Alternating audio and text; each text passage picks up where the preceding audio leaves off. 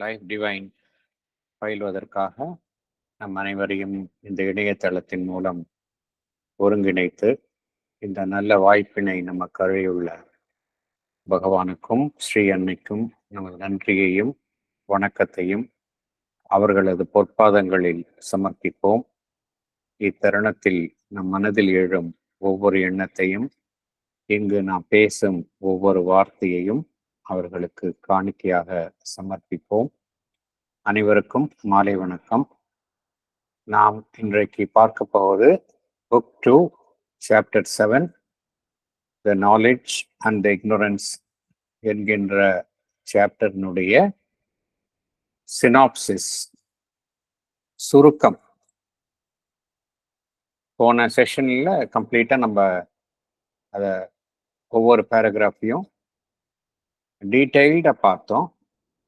போன செஷன் வரைக்கும் டீட்டெயில்டாக பார்த்தோம். இந்த செஷன்ல ஒட்டுமொத்த சாப்டர்னுடைய ஒரு சுருக்கம் அதை பார்க்கலாம். இந்த ஒட்டுமொத்த சாப்டர்னுடைய சுருக்கம், இந்த சினாப்சிஸ் மிகவும் முக்கியமானது. ஏன்னா நம்மால அப்பதான் பகவான் என்ன கூற வருகின்றார் என்பதை நன்றாக புரிந்து கொள்ள முடியும்.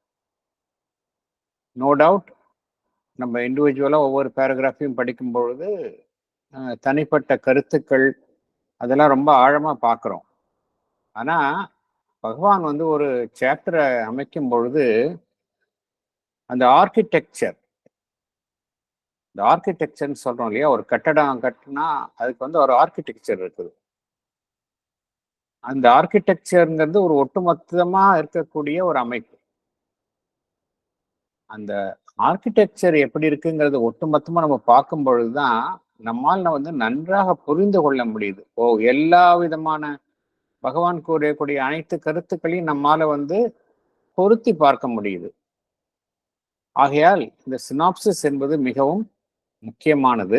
அதனால நான் நன்றாக ஈவன் இன் பிட்வீன் இந்த நம்ம பேராகிராஃப்ஸ் எல்லாம் படிக்கும் பொழுது எங்கெங்கெல்லாம் நமக்கு கொஞ்சம் கேப்ஸ் இருக்கோ அதையெல்லாம் நம்ம சினாப்சிஸ்ல ரொம்ப நன்றாக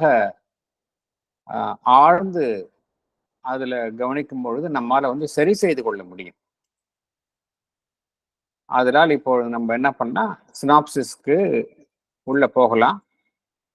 ரெண்டு பேராகிராஃப்ஸா நம்ம உள்ள போகலாம். We can start.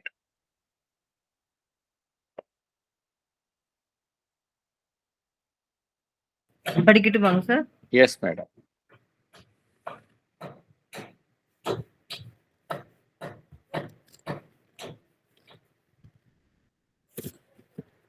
Chapter 7, the knowledge and the ignorance synopsis.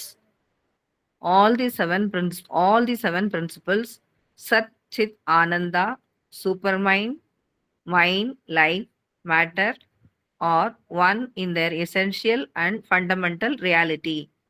All these are nothing but spirit itself, modified in apparent substance and in dynamism of action. But they are not modified in real essence, that is Sachidananda. It is the same in all these states. They are not separate and only one. As in a rainbow, they are seven colors of the light of the divine consciousness. They are the seven rays of the infinite. We have seen that the essential nature in all that is present in the world is Sachidananda. In the original character and fundamental relations of its seven principles, there is no reason for the intrusion of ignorance, discord, darkness, division, and limitation. Yet we find them in this world. There must exist a higher state in which these contrary elements are not present. Thank you, sir. Thank you. The பகவான் இதற்கு book 1ல பார்த்தோம் அப்படின்னா ஒரு chapter இருக்கு. அது என்ன chapter அப்படின்னா,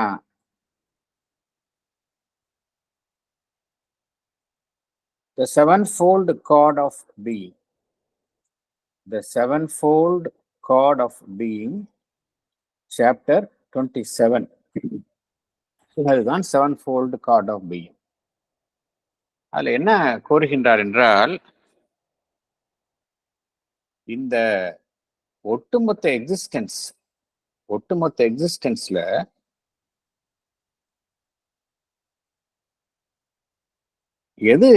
எதனால் இந்த ஒட்டுமொத்த எக்ஸிஸ்டன்ஸ்லயும் எந்த எந்த அமைப்பால் உருவாக்கப்பட்டிருக்கின்றது என்றால், இந்த செவன்ஃபோல்டு கார்ட் 7 விதமான அம்சங்கள் தான் வந்து இந்த ஒட்டுமொத்த எக்ஸிஸ்டன்ஸையும்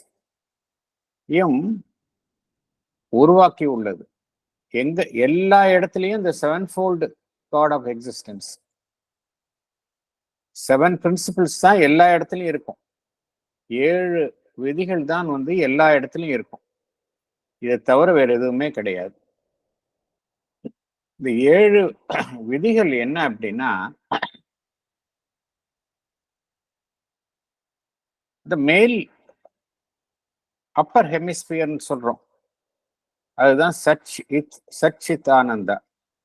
லோவர் ஹெமிஸ்பியர்னு சொல்றோம் மைண்ட், லைஃப் அண்ட் மேட்டர். இதற்கு இடையில சூப்பர் மைண்ட். இந்த 7 விதிகள் தான் வந்து இங்க எல்லா இடத்துலயும் இருக்கும் அப்படிங்கிறாரு பகவான். இந்த 7 விதிகள் வந்து எல்லா இடத்துலயும் இருக்கும். சில இடத்துல வந்து ஒரு விதி வந்து மேலோங்கி காணப்படும். ஃபார் எக்ஸாம்பிள், சட உலகில் எடுத்துக்கிட்டோம்னா நமக்கு லோவஸ்ட் லெவல்ல பாக்குறது எது மேலோங்கி காணப்படுகின்றது? மேட்டர். ஆனா பகவான் என்ன சொல்றாரு, அந்த இடத்துல மேட்டர் வந்து சடப்பொருள் வந்து மேலோங்கி, அந்த விதி மேலோங்கி செயல்பட்டாலும் அதற்குள்ளேயே மற்ற 6 விதிகளும் இருக்கும் அப்படிங்கிறார். இது எதையுமே வந்து பிரிந்து இருக்கவே முடியாது அப்படிங்கிறார். இந்த 7 விதிகளும் ஒன்றுடன் ஒன்று கலந்தவை அப்படிங்கிறார், பிரிக்கவே முடியாது அப்படிங்கிறார்.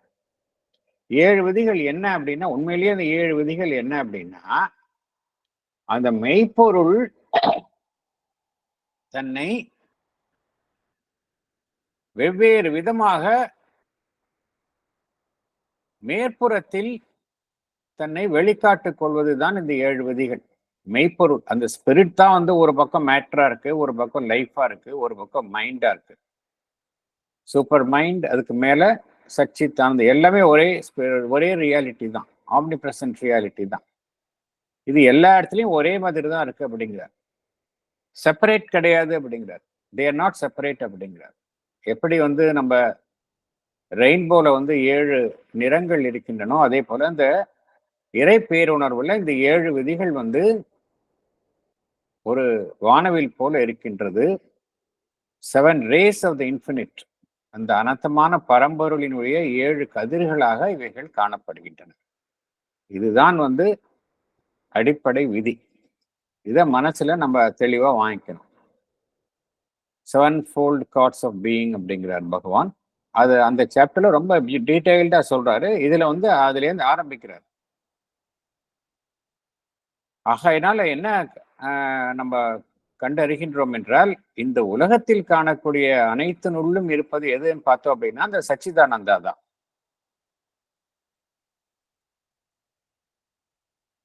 அப்படி இருக்கும் பொழுது, இந்த உலகத்தில் இருக்கக்கூடிய அனைத்தினுள்ளும் இருப்பது சச்சிதானந்தா என்று கூறும் பொழுது, இந்த 7 விதிகள்ல வந்து சச்சிதானந்தா தான் 7 விதிகள் மூலமாகவும் காணப்படுகின்றது. ஒவ்வொரு ரூபத்துல காணப்படுகின்றது, அவ்வளவுதான். அப்படி இருக்கும் பொழுது எப்படி இங்க அறியாமை என்பது நுழைந்தது, பிணக்கு டிஸ்கார்டு என்பது நுழைந்தது, இருள் என்பது நுழைந்தது, பிரிவினை என்பது நுழைந்தது, ஒரு எல்லைக்குட்பட்டு செயல்படுதல் என்கின்ற தன்மை நுழைந்தது. Ignorance, discord, darkness, division, limit எப்படி வந்தது? இதுக்குள்ள இருக்க முடியும்? இந்த கேள்வி நமக்கு எழுகின்றது. ஆனால் இதை காண்கின்றோம் இந்த உலகத்தில் என்பது உண்மை. அதை யாரும் மறுக்க முடியாது. இதையெல்லாம் நம்ம பார்க்கிறோம், இந்த உலகத்துல பார்க்கிறோம். அதே சமயம் வேறொரு உண்மையும் இருக்கின்றது. அது என்ன என்றால், இது ஒரு லோவர் ஸ்டேட் அப்படின்னு வைத்துக் கொண்டாலும் கூட, இதற்கு மேலே உள்ள ஒரு உயர்நிலை இருக்கின்றது, ஹையர் ஸ்டேட் இருக்கின்றது. இந்த ஹையர் ஸ்டேட்ல இந்த எதிர்மறையான அம்சங்கள் காணப்படுவது இல்லை. கான்ட்ரரி எலிமெண்ட்ஸ் அந்த ஹையர் ஸ்டேட்ல இல்லை. இதுதான் பேசிஸ். இந்த பேசிஸில் தான் பகவான் இந்த சாப்டரை ஆரம்பிக்கிறார். அடுத்தது போகலாம். சார் படிக்கிறீங்களா? S madam. The Vedic seers were conscious of such a higher world, supramental world, a divine self-manifestation. They looked on it as the greater world, supramental, beyond this lesser world. Immortality and Godhead have to be built up out of our existence, which is under the grip of death, ignorance, weakness, suffering, and limitation. The lower world in which we live is for us the first condition of the higher. The darkness is the dense body of the light. The inconscient gods in itself, all the concealed.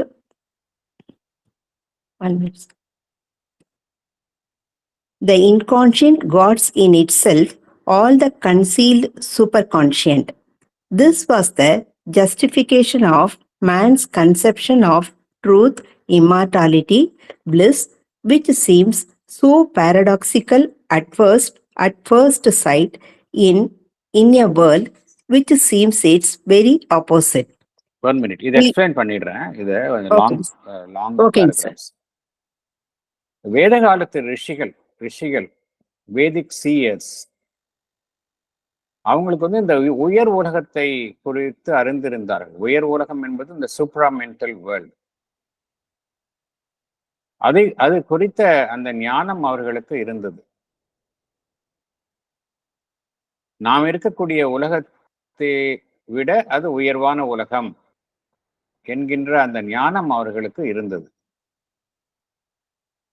அவர்கள் வேறொரு உண்மையையும் அறிந்திருந்தார்கள். அப்படி என்றால், நாம் இருக்கக்கூடிய உலகத்தை விட ஒரு உயர்வான உலகம் இருக்கின்றது, சாத்தியம் இருக்கின்றது என்றால், அந்த உலகத்தை எவ்வாறு படைப்பது? இப்ப நாம் இருக்கிற இடம் லோவர் லெவல்ல இருக்கிறோம். நமக்கு மேல ஒரு ஹையர் லெவல்ல இருக்கு. எப்படி அந்த ஹையர் வேர்ல்டை கிரியேட் பண்றது? அது தானாகவே இருக்குமா, இல்ல அது நம்ம உருவாக்க வேண்டுமா?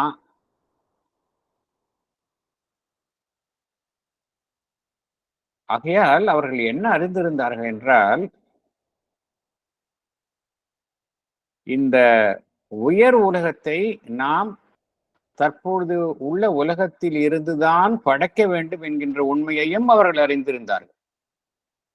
உயர் உலகம் இருக்கின்றது என்கின்ற உண்மையையும் அறிந்திருந்தார்கள். இரண்டாவது, அந்த உயர் உலகத்தை நாம் இருக்கின்ற நிலையிலிருந்துதான் படைக்க வேண்டும் என்பதையும் அவர்கள் அறிந்திருந்தார்கள். உயர் உலகத்தை புறக்கணித்து விட்டு நேரடியாக அந்த நாம் இருக்கக்கூடிய உலகத்தை புறக்கணித்து விட்டு அந்த உயர் உலகத்தை சென்று அடைய வேண்டும் என்று அவர்கள் கூறவில்லை. இந்த உலகத்தில் இருந்துதான் அந்த உயர் உலகத்தை உருவாக்க வேண்டும் என்கின்ற உண்மையை அவர்கள் அறிந்திருந்தார்கள். இந்த உலகத்தில் தான் நாம் இறைத்தன்மையையும் அந்த சாஸ்வத அந்த அழியாத்தன்மையையும் அடைய வேண்டும் என்கின்ற உண்மையை அவர் அறிந்திருந்தார்கள். இந்த உலகம் தற்பொழுது உள்ள நிலையில மரணத்தினாலும் அறியாமையினாலும் ஒரு செயலற்ற ஒரு நிலையில் இருந்தாலும், துன்பத்திற்கு உட்பட்டு இருந்தாலும், இந்த நிலையில் இருந்துதான் நாம் உயர் உலகத்தை படைக்க வேண்டும் என்கின்ற உண்மையை அவர்கள் அறிந்திருந்தார்கள். இந்த நாம் இருக்கக்கூடிய இந்த உலகம் என்பது கீழே இப்ப இருக்கக்கூடிய இந்த லோவர் வேர்ல்ட், அது என்னவென்று அவர்கள் அறிந்திருந்தார்கள் என்றால், நாம் மேலே செல்வதற்கான முதல் படி அப்படித்தான் அவர்கள் எண்ணி இருந்தார்கள். நாம் அந்த உயர் உலகத்தை எட்டுவதற்கான முதல் படிதான் நாம் இப்பொழுது இருக்கக்கூடிய இந்த உலகம் என்கின்ற உண்மையை அறிந்திருந்தார்கள். ஆகையினால் அவங்க வந்து நெகட்டிவா பார்க்கல. இந்த இருள் சூழ்ந்த உலகமாக இருந்தாலும் அந்த இருள் சூழ்ந்த உலகத்திற்குள்ளே என்ன இருக்கின்றது என்றால் ஒரு ஒளி இருக்கின்றது. அதே போல உணர்வற்ற நிலை என்று நாம் கூறுகின்றோம், இன்கான்ஷியன்ட். அதற்குள்ளே எது மறைந்துள்ளது என்றால் அந்த சூப்பர் கான்ஷியன்ட் மறைந்துள்ளது. இதுதான் மனிதன் உயர்வான நிலையை எட்ட வேண்டும் என்கின்ற அவனுடைய ஆர்வத்திற்கு அடிப்படை காரணமாக அமைகின்றது, மூல காரணமாக அமைகின்றது. என்ன காரணத்தினால் மனிதன் வந்து ஒரு உயர்வான வாழ்வை எட்ட வேண்டும், உண்மையை நோக்கி வாழ வேண்டும், சாஸ்வத தன்மையை அடைய வேண்டும், ஆனந்தத்தை அடைய வேண்டும் என்றெல்லாம் மனிதன் ஆர்வம் வருகின்றான். இந்த கருத்தை நாம் ஹியூமன் ஆஸ்பிரேஷன்ல ஃபர்ஸ்ட் சாப்டர்லயே பார்த்திருக்கோம். மனிதன் வந்து என்னதான் தோல்விகளை மீண்டும் மீண்டும் அவன் எதிர்கொண்டாலும் மீண்டும் மீண்டும் அவனை விடாப்பிடியாக பிடித்து கொண்டிருப்பது என்னவென்றால் அவனை இத்தகைய உயர்வான விஷயங்களை எட்ட வேண்டும் என்கின்ற அவனுடைய ஆர்வம். அந்த ஆர்வம் வந்து மனிதனை விட்டுவிடுவதாக இல்லை. என்ன காரணம் என்றால் இந்த உயர்வான விஷயம் வந்து நம்ம இருக்கக்கூடிய நிலையில உள்ள இருக்கு. அதை இங்கிருந்துதான் நாம் உருவாக்க வேண்டும். ஆதலால் தான் மனிதன் வந்து அந்த அவனுடைய உயர்வான நிலையை நோக்கி அடைய வேண்டும் என்கின்ற அவனுடைய ஆர்வத்திற்கான ஒரு நியாயம், ஒரு காரணம், மூல காரணம் என்னவென்றால் இதுதான் என்று வேதகாலத்து ரிஷிகள் அறிந்திருந்தார்கள். இது வந்து நமக்கு உலகம் வந்து இப்பொழுது இருக்க நிலையில எல்லாமே எதிர்மறையாக காணப்படுகின்றது. மனிதனுடைய உயர்வான எதை நோக்கி அவன் ஆர்வம் வருகின்றானோ உயர்வான விஷயங்கள், அவைகளுக்கெல்லாம் என்னதான் புறம்பான நிலையில் தற்பொழுது உள்ள உலகம் காணப்பட்டாலும் மனிதன் இவைகளை அடைய வேண்டும் என்கின்ற அந்த உயர்வான நோக்கம் எதன் அடிப்படையில் அமைந்துள்ளது என்றால் இந்த உண்மையின் அடிப்படையில் தான் அமைந்துள்ளது. இந்த இன்கான்ஷியன்ட்டுக்கு பின்னால்தான் சூப்பர் கான்ஷியன்ட் இருக்கு, இக்னோரன்ஸுக்கு பின்னாடி தான் நாலேஜ் இருக்கு. அதனால பாசிபிலிட்டிஸ் இருக்கு.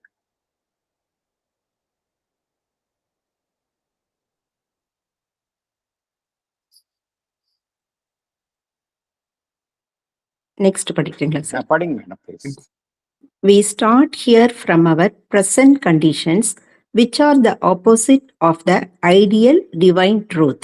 All the circumstances of that opposition are founded upon the being's ignorance of himself and the self of all.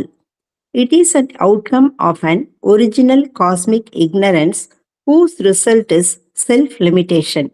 This ignorance has its effect upon matter and life.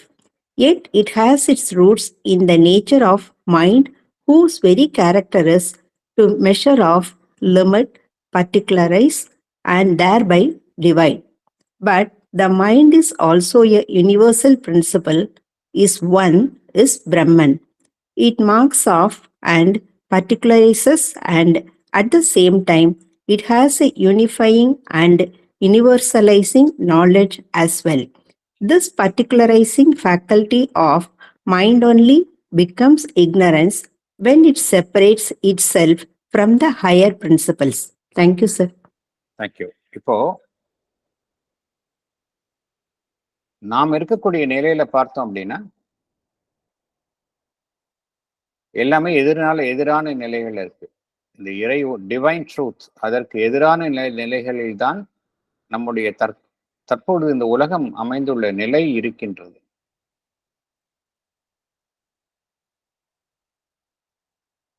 என்ன காரணத்தினால் அவ்வாறு எதிரான நிலைகளில் அமைந்துள்ளன என்றால் எதன் அடிப்படையில் இந்த எதிரான நிலைகள் ஏற்பட்டுள்ளன என்றால் இந்த மனிதனுடைய அறியாமை என்றால் தனக்குள் இருக்கக்கூடிய அந்த உண்மையை மனிதன் அறியாமல் இருக்கின்றான். அதே போல தனக்குள்ள இருக்கக்கூடிய உண்மைதான் மற்றவர்களிடம் இருக்கின்ற உண்மையையும் அவன் அறியாமல் இருக்கின்றான். தான் யார் என்பதை அவன் அறியாமல் இருக்கின்றான். தான் யார் என்பதை அறியாமல் இருக்கின்றான். தனக்குள் என்ன இருக்கின்றதோ அதுதான் மற்றவர்களிடம் இருக்கின்றது என்பது குறித்து அறியாமையில் இருக்கின்றான். என்ன காரணத்தினால இந்த பிரிவினைக்கு உட்பட்ட மனதில் அவன் இருக்கின்றான் என்றால், இதற்கு மூல காரணம் என்னவென்றால், அந்த பிரபஞ்ச அளவிலான ஒரு அறியாமை இதுதான் காரணம். Cosmic ignorance. இந்த காஸ்மிக் இக்னோரன்ஸ் என்ன செய்கின்றது? ஒருமையிலிருந்து பிரிவுபட்ட நிலைக்கு தன்னை உட்படுத்துகின்றது. Self limitation. காஸ்மிக் இக்னோரன்ஸ் என்றால் என்ன என்று நமக்கு தெரியும். காஸ்மிக் நாலேஜ்லேருந்து காஸ்மிக் இக்னோரன்ஸ் வந்ததுன்னு தெரியும். காஸ்மிக் நாலேஜ்னா என்ன அர்த்தம்? Knowledge of oneness. இந்த காஸ்மிக் நாலேஜ் எந்த தளத்தில் இருக்கின்றது அப்படின்னா சூப்ராமெண்டல் பிளேன்ல காஸ்மிக் நாலேஜ் இருக்கு. இன்வல்யூஷன் போது என்ன நடந்தது என்றால், சூப்பர் மைண்ட்லேருந்து கீழே அடுத்த நிலைக்கு அந்த இறக்கம் ஏற்பட்டது. இந்த இறக்கம் ஏற்பட்ட போது என்ன ஆச்சு அப்படின்னா, அதற்கு அடுத்த தளமான ஓவர் மைண்ட் என்கின்ற அந்த தளம் உருவாகியது. அந்த தளத்திலிருந்தே எந்த அம்சம் தோன்றியது என்றால், இந்த பிரிவினை, இந்த மல்டிப்ளிசிட்டி, இந்த டிவிஷன் தோன்றியது. ஒன்னஸ்லேருந்து டிவிஷன் எங்க ஆரம்பித்தது என்றால், அந்த சூப்பர் மைண்ட்லேருந்து அதுக்கு அடுத்த நிலையில் உள்ள அந்த ஓவர் மைண்ட். இதைத்தான் பகவான் காஸ்மிக் இக்னோரன்ஸ் அப்படிங்கிறார். அதற்கப்புறம் அந்த காஸ்மிக் இக்னோரன்ஸ் கீழே தான் ஒவ்வொரு தனிப்பட்ட மனங்களும் அமைக்கப்படுகின்றன. மேலுள்ள ஒட்டுமொத்த நிலையில ஒரு அறியாமை உருவாகின்றது. பிரபஞ்ச ரீதியில ஒரு அறியாமை உருவாகின்றது. அந்த பிரபஞ்ச ரீதியில் உருவாகப்பட்ட அறியாமைக்கு உள்ளதான் தனிப்பட்ட மனங்களும் அறியாமைக்குள் தள்ளப்படுகின்றன. இதுதான் இந்த இக்னோரன்ஸினுடைய மூலம். காஸ்மிக் இக்னோரன்ஸ், அதனுடைய விளைவுதான் தனிப்பட்ட மனங்கள் அறியாமையில் இருக்கின்றன. இந்த காஸ்மிக் இந்த இக்னோரன்ஸ் அதனுடைய விளைவு எல்லா விஷயங்களிலும் அதனுடைய இக்னோரன்ஸ், அதனுடைய பாதிப்பு அனைத்தினுள்ளும் ஏற்படுகின்றது. மெட்டீரியல் மேட்டர், சட உலகில் அந்த அறியாமை தன்னுடைய பாதிப்பை ஏற்படுத்துகின்றது. வாழ்வில் அந்த அறியாமை தன்னுடைய பாதிப்பை ஏற்படுத்துகின்றது. ஸோ இதோடைய மூல காரணம் எங்க அப்படின்னா மைண்ட். எகெயின் மைண்ட் பார்த்தோம். மைண்ட் ஏன் அறியாமையில் இருக்குன்னா, அந்த காஸ்மிக் லெவல் ஏற்படக்கூடிய அந்த மூலத்தில் ஏற்படக்கூடிய அறியாமையினால தனிப்பட்ட மனமும் இந்த அறியாமைக்கு உட்படுத்தப்படுகின்றது. அதனுடைய விளைவாகத்தான் நம்ம எல்லா லெவல்லையும் அதனுடைய பாதிப்பை பார்க்கின்றோம். மெட்டீரியல் லெவல்லும் பார்க்கின்றோம், லைஃப் ஃபார்ம்ஸ்லையும் அந்த பாதிப்பு ஏற்படுகின்றது. இந்த மனம் இந்த அறியாமைக்குட்பட்ட நிலையை என்ன செய்கின்றது என்றால், அனைத்தையுமே அது வரையறைக்குள் உட்படுத்துகின்றது. அனைத்தையுமே அது எல்லைக்குட்பட்டு அளவீடு செய்கின்றது. ஒரு குறிப்பிட்ட விஷயத்தில் மாத்திரம் தன் கவனத்தை அது செலுத்துகின்றது. இவ்வாறு செய்ய வேண்டும் என்றால் அது என்ன செய்ய வேண்டும்? ஒவ்வொன்றையும் தனித்தனியாக பிரிக்க வேண்டும். ஸோ மைண்டோடைய என்ன செய்கின்றது? பர்டிகுலரைஸ் பண்ணுது. ஒரு குறிப்பிட்ட விஷயத்தை மாத்திரம் எடுத்துக்குது. அதுல மாத்திரம்தான் கவனம் செலுத்துது. மற்ற விஷயங்களை அது பின்னுக்கு தள்ளி விடுகின்றது. இதுதான் மனதினுடைய செயல்பாடு. இந்த காரணத்தினால்தான் இந்த அறியாமை ஏற்படுகின்றது. ஆனால் அதே சமயம் மனம் என்பதும் அந்த நம்ம பார்த்த மாதிரி இந்த 7-fold பிரின்சிபிள்ல எல்லா நிலையிலும் அந்த சச்சிதானந்தா இருக்கின்றது, ஸ்பிரிட் இருக்கின்றது அப்படிங்கிறத பார்த்தோம். அப்படின்னா மைண்ட்ல கூட என்னதான் அறியாமையில் செயல்பட்டாலும் mind is also a universal principle. அதுவும் பிரம்மனினுடைய ஒரு அம்சம்தான். அது என்னதான் மனிதனுடைய மனம் ஒரு குறிப்பிட்ட அம்சத்தில் தன் கவனத்தை செலுத்தி மற்றவைகளை பின்னுக்கு தள்ளினாலும் அதற்கு அந்த ஒருமைப்படுத்தும் அந்த ஒரு குணமும் அதற்கு இருக்கின்றது என்று பகவான் குறிப்பிடுகின்றார்.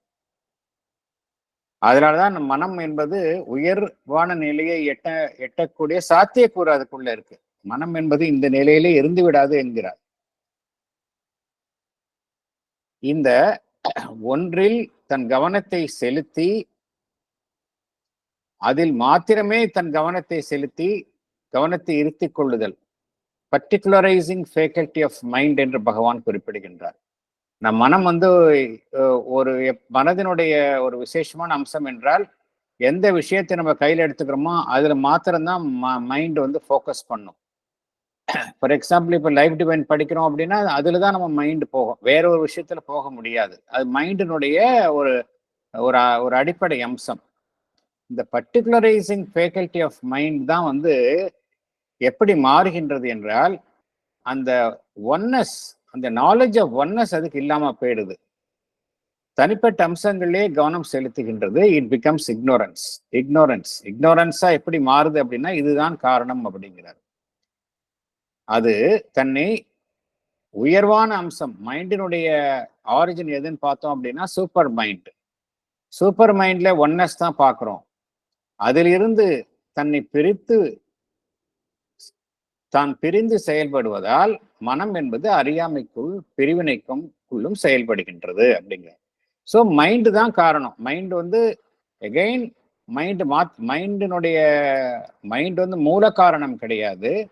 மைண்ட் வந்து அந்த காஸ்மிக் லெவல்ல ஏற்படுத்தப்பட்டுள்ள அறியாமையினால ஏற்பட்டதுனால மைண்ட் அப்படி செயல்படுகின்றது. அதுதான் பகவான் சொல்லுகின்றார்.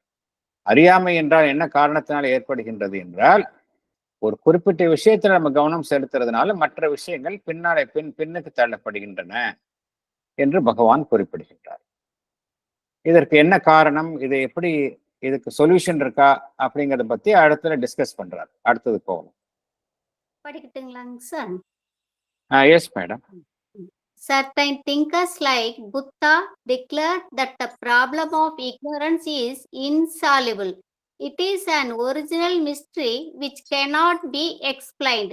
He said the individuality is not real but only a construction, a bundle of his karmas. As long the individual is there, suffering is bound to be there. Therefore, he advocated getting rid of karmas and thereby the false individuality and escaping from the suffering. According to Mayavada, the fundamental principle of ignorance or illusion is attributed to the existence of Maya. It is a power of Brahman which has the double force of knowledge and ignorance inherently potential in it. All we have to do is to recognize the fact that find a means of escape out of the ignorance. Thank you. Mind வந்து இக்னோரண்டா இருக்கு, இக்னோரன்ஸ்ல இருக்கு அப்படிங்கிறத நம்ம பார்த்தோம். இதுக்கு solution என்ன அப்படின்னா, இந்த டிஃபரெண்ட் அமைப்புகள், டிஃபரெண்ட் ஸ்பிரிச்சுவல் டிசிப்ளின்ஸ் வந்து வெவ்வேறு விதமான தீர்வுகளை இதற்கு வழங்கின. புத்த மதத்தில் என்ன கூறினார்கள் என்றால், புத்தர் என்ன கூறினார் அப்படின்னா, இண்டிவிஜுவல்னு சொல்றமே அது இண்டிவிஜுவல் கிடையாது, எல்லாமே ஒரு பண்டில் ஆஃப் சன்ஸ்காராஸ், கர்மாஸ், அவ்வளவுதான். நீங்க இதெல்லாம் எக்ஸாஸ்ட் பண்ணுங்க, தென் இந்த individual can liberate himself into nirvana. அது ஒண்ணுதான் வழி. But as long as you are in this world, you cannot escape from this அப்படிங்கிறது அவங்களோட தியரி, புத்திசம் உடைய தியரி. மாயாவாதத்தில் என்ன சொன்னாங்க அப்படின்னா, இந்த ஃபண்டமெண்டல் பிரின்சிபிள்ஸ் ஆஃப் இக்னோரன்ஸ் என்ன வந்தது அப்படின்னா, மாயை என்கின்ற ஒரு சக்தி, அதுவும் பிரம்மனில் இருந்து தோன்றிய மாயை என்கின்ற சக்தி என்ன செய்தது என்றால், இந்த மாயையான இந்த உலகம், அதில் இருக்கக்கூடிய நபர்கள் அனைவரையும் அதுதான் உருவாக்கியது. ஆகையினால் ஒருபுறம் இந்த நாலேஜ் ஆஃப் பிரம்மன் இருக்கின்றது, மறுபுறம் ஒரு முழு அறியாமை என்பது எப்பொழுதுமே இருந்து கொண்டுதான் இருக்கும். அதனால் என்ன வழி என்றால், நாம் இந்த அறியாமையிலிருந்து விடுபட்டு அந்த நாலேஜ் ஆஃப் பிரம்மன் அதை நாம் எட்டியவுடன் நாம் இந்த உலகம் அறியாமையினால் சூழ்ந்துள்ள இந்த உலகத்திலிருந்து, அந்த உலக இருப்பிலிருந்து நம்மை விடுவித்துக் கொள்வோம். அந்த பிரம்மன், the knowledge of பிரம்மன் அது எட்டியவுடன் அந்த நிலைக்கு மனிதன் உயர்ந்து விடுவான். இந்த உலக வாழ்விலிருந்து தன்னை அவன் விடுவித்துக் கொள்வான் என்று ஒரு தீர்வை அது வழங்கியது. ஆகையினால இந்த உலக வாழ்வில் இருந்து நாம் அறியாமை என்பது இந்த உலக வாழ்வில் இருந்து கொண்டுதான் இருக்கும், சாஸ்வதமாக இருக்கும்.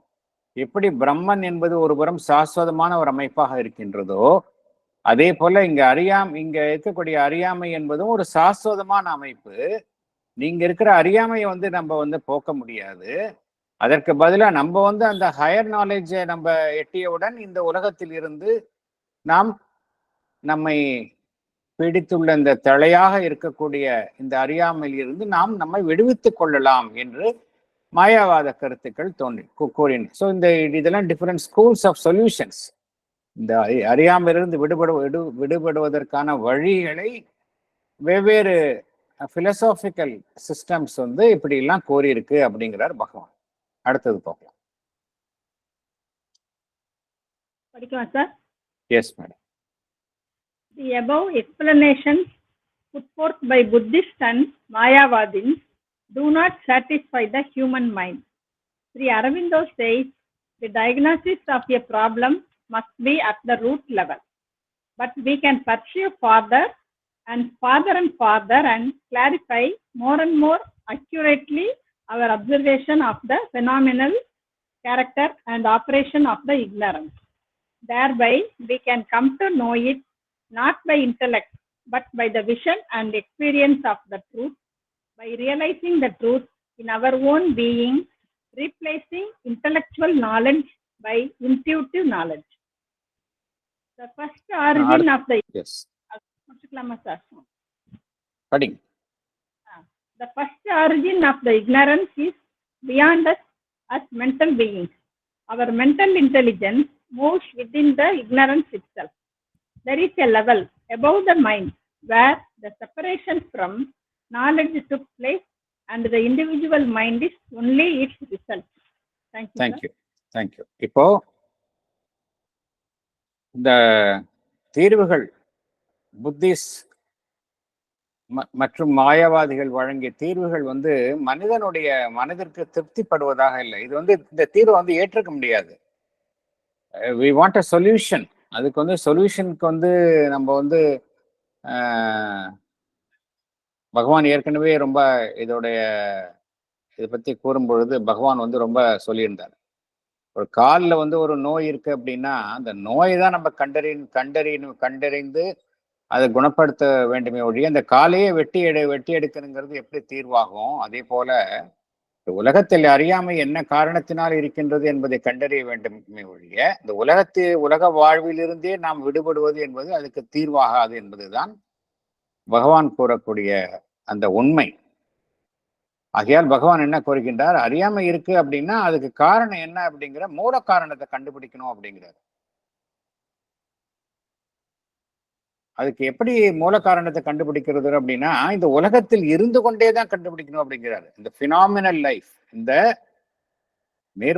பேர்புறமாக காணப்படக்கூடிய அனைத்து விஷயங்களையும் அப்படியே பார்த்துட்டு அதிலே தங்கி விடாமல் மேலும் மேலும் நாம் ஒவ்வொரு விஷயத்திற்கு உள்ளேயும் நம்ம ஆழமாக சென்று எப்படி அறியாமை செயல்படுகின்றது என்பதை ஆழமாக கண்டறியணும்.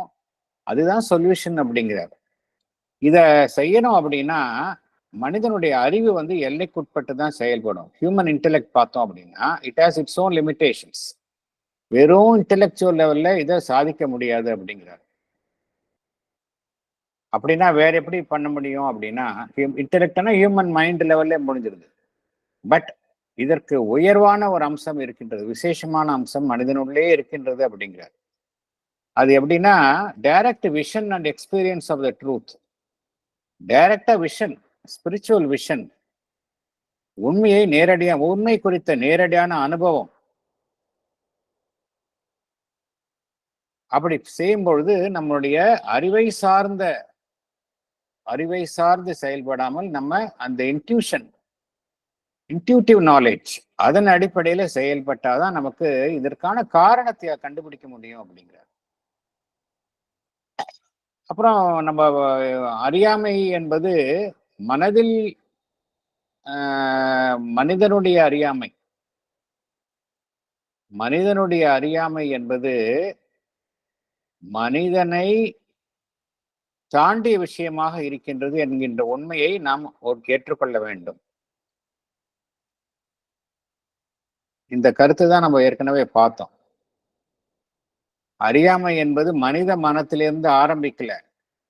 மனித மனம் அறியாமையில் இருப்பது ஒரு ரிசல்ட். அதற்கு காஸ் எங்க இருக்கு அப்படின்னா பிரபஞ்ச ரீதியில அந்த அறியாமை என்பது ஆரம்பிக்குது அப்படிங்கிறார் பகவான். இது ரொம்ப முக்கியமான கருத்து, பகவான் சொல்லக்கூடிய முக்கியமான கருத்து. பிரபஞ்ச ரீதியில காஸ்மிக் இக்னோரன்ஸ் அப்படிங்கிறது ஆரம்பிக்குது அப்படிங்கிறார் பகவான். அது ஹியூமன் மைண்ட் அதனுடைய ப்ராடக்ட் தான், அது ரிசல்ட் தான் வழி. ஹியூமன் மைண்ட் அதுக்கு காரணம் கிடையாது. எப்போ சூப்பர் மைண்ட்ல இருந்து ஓவர் மைண்ட் பிரிஞ்சுதோ அப்பவே அந்த காஸ்மிக் நாலேஜ் என்பது ஒன்னஸ், அங்கிருந்து காஸ்மிக் இக்னோரன்ஸ் என்கின்ற ஒரு அம்சம் செயல்பட ஆரம்பித்து விடுகின்றது. ஸோ ஓவர் மைண்ட்லயே காஸ்மிக் இக்னோரன்ஸ், பிரபஞ்ச ரீதியில் அறியாமை என்கின்ற ஒட்டுமொத்த போர்வைக்குள்ளதான் தனிப்பட்ட மனங்களும் செயல்படுகின்றன.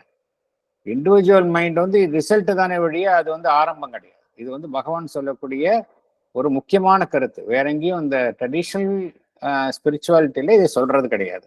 அவங்க ஒட்டுமொத்தமா சொன்னாங்க human mind is always ignorant, அதுதான் காரணம், மூல காரணம், அதுதான் எல்லாத்துக்கும் கல்பிரிட் அப்படின்னு சொன்னாங்க. But Sri Aurobindo says it's not so.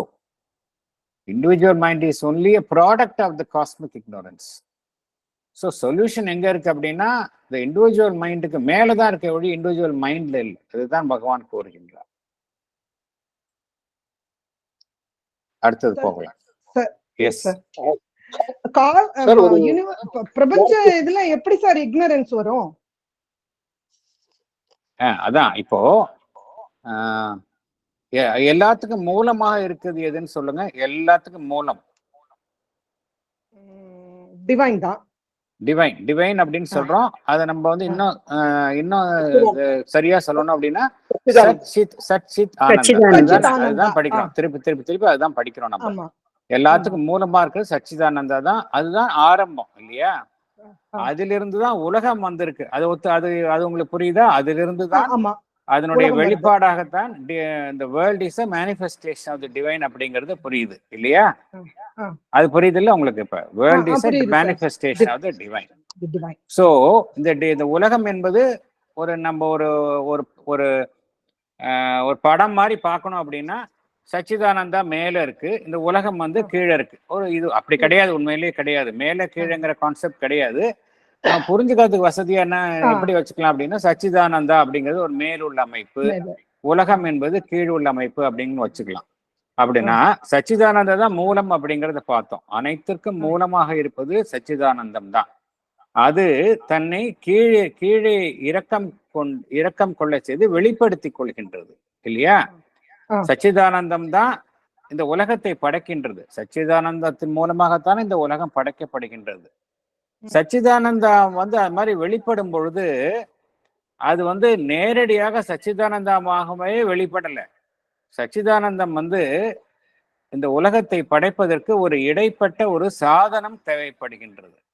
அதுதான் சூப்பர் மைண்ட். சச்சிதானந்தம் இந்த உலகத்தை படைப்பதற்கு இடைப்பட்ட ஒரு சாதனம் தேவைப்படுகின்றது, ஒரு கிரியேட்டிவ் பிரின்சிபிள் தேவைப்படுகின்றது. அதுதான் சூப்பர் மைண்ட். ஓகே, இப்ப சச்சிதானந்தா, சூப்பர் மைண்ட் இதெல்லாம் பார்த்தோம் அப்படின்னா இங்க எல்லாமே நாலேஜ் ஒன்னஸ். அந்த இக்னோரன்ஸ், இந்த நாலேஜ் அப்படின்னா என்ன அர்த்தம் அப்படின்னா அங்க எல்லாமே நாலேஜ் ஆஃப் ஒன்னஸ். அங்க வந்து Oneness. எல்லாமே ஒருமையில இருக்கு. அங்க அது பிரிவே கிடையாது. கிடையாது. சூப்பர் Multiplicity மைண்டுக்கு கீழே ஏன்னா உலகம் படைக்கணும். உலகம் வந்து உருவாக வேண்டும் என்றால் சூப்பர் மைண்ட்ல லெவல்ல இருக்க முடியாது. அதுக்கு கீழே வந்து மைண்ட் வரணும், லைஃப் வரணும், மேட்டர் வரணும். அப்பதான் இந்த படைப்பு வந்து கம்ப்ளீட் ஆகும். சூப்பர் மைண்டுக்கு கீழே மற்ற அம்சங்கள்லாம் படைக்கும் பொழுது என்ன ஆயிடுது அப்படின்னா, இந்த சூப்பர் மைண்டுக்கு கீழே அடுத்த நிலை என்ன அப்படிங்கிறார் பகவான்? ஓவர் மைண்ட் அப்படிங்கிறார். சூப்பர் மைண்டுக்கு அடுத்த கீழ் உள்ள நிலை ஓவர் மைண்ட்.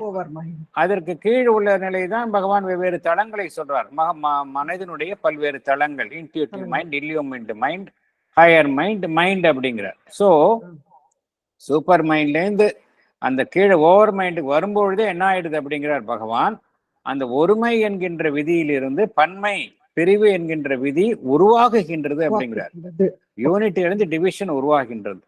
அந்த சூப்பர் மைண்ட்ல இருந்து ஓவர் மைண்ட் அப்படிங்கிற பிரிவு எங்க ஏற்படுது அப்படின்னா பிரபஞ்ச ரீதியா ஏற்படுது, தனிப்பட்ட மனங்கள்ல இல்ல. அதை புரிஞ்சுக்கணும் நம்ம. சூப்பர் மைண்ட்ல இருந்து ஓவர் மைண்ட் அப்படிங்கிற அந்த தளம் வந்து எந்த அளவுல நடைபெறுகின்றது என்றால் பிரபஞ்ச ரீதியா நடைபெறுது, காஸ்மிக் லெவல்ல நடைபெறுகின்றது.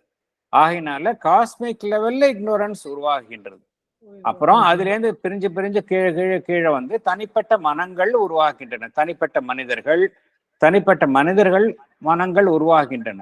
ஒவ்வொரு தனிப்பட்ட மனமும் அந்த அறியாமை, ஒட்டுமொத்த அறியாமை என்கின்ற அந்த போர்வையில இந்த ஒவ்வொரு தனிப்பட்ட மனமும் செயல்பட ஆரம்பிக்குது. அதனாலதான் காஸ்மிக் லெவல்ல இக்னோரன்ஸ் உருவாகின்றது அப்படிங்கிறார். எப்ப அந்த உலகம் என்பது சிருஷ்டிக்கப்பட்டதோ அந்த இறக்கத்துல தவிர்க்க முடியாத ஒரு நிலையாக ஆகிவிடுகின்றது அப்படிங்கிறார்.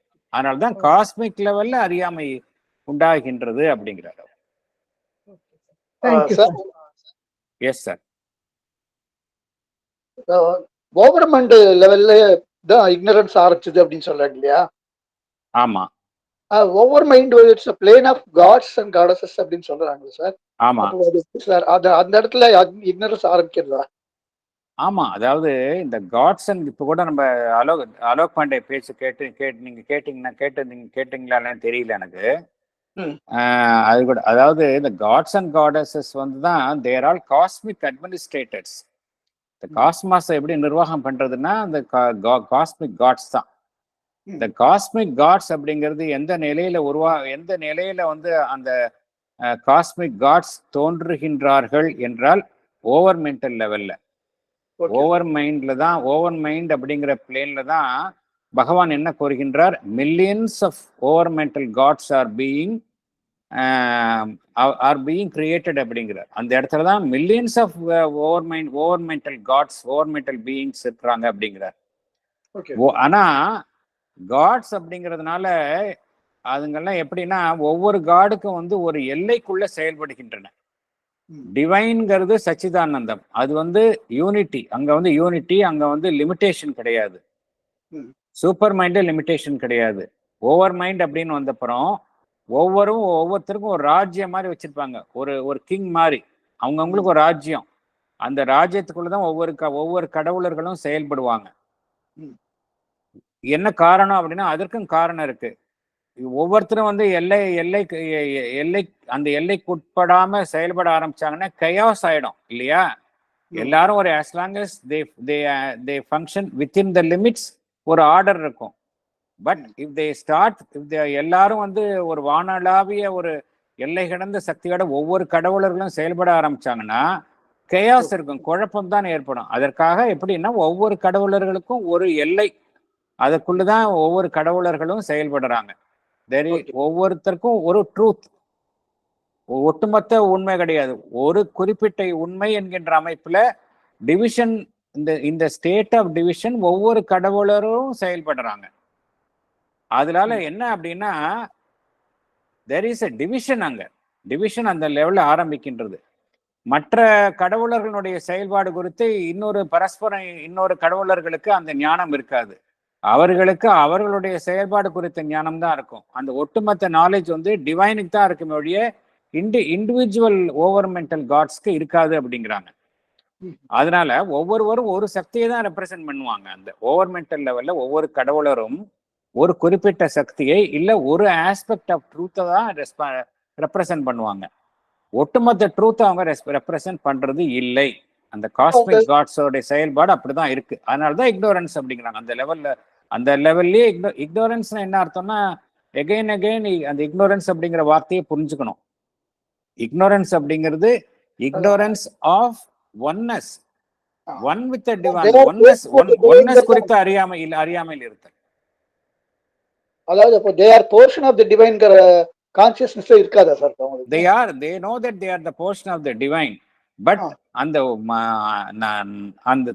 they are all one, they are all one அப்படிங்கிறது கிடையாது, அப்படிங்கிறது இருக்காது அவங்களுக்கு.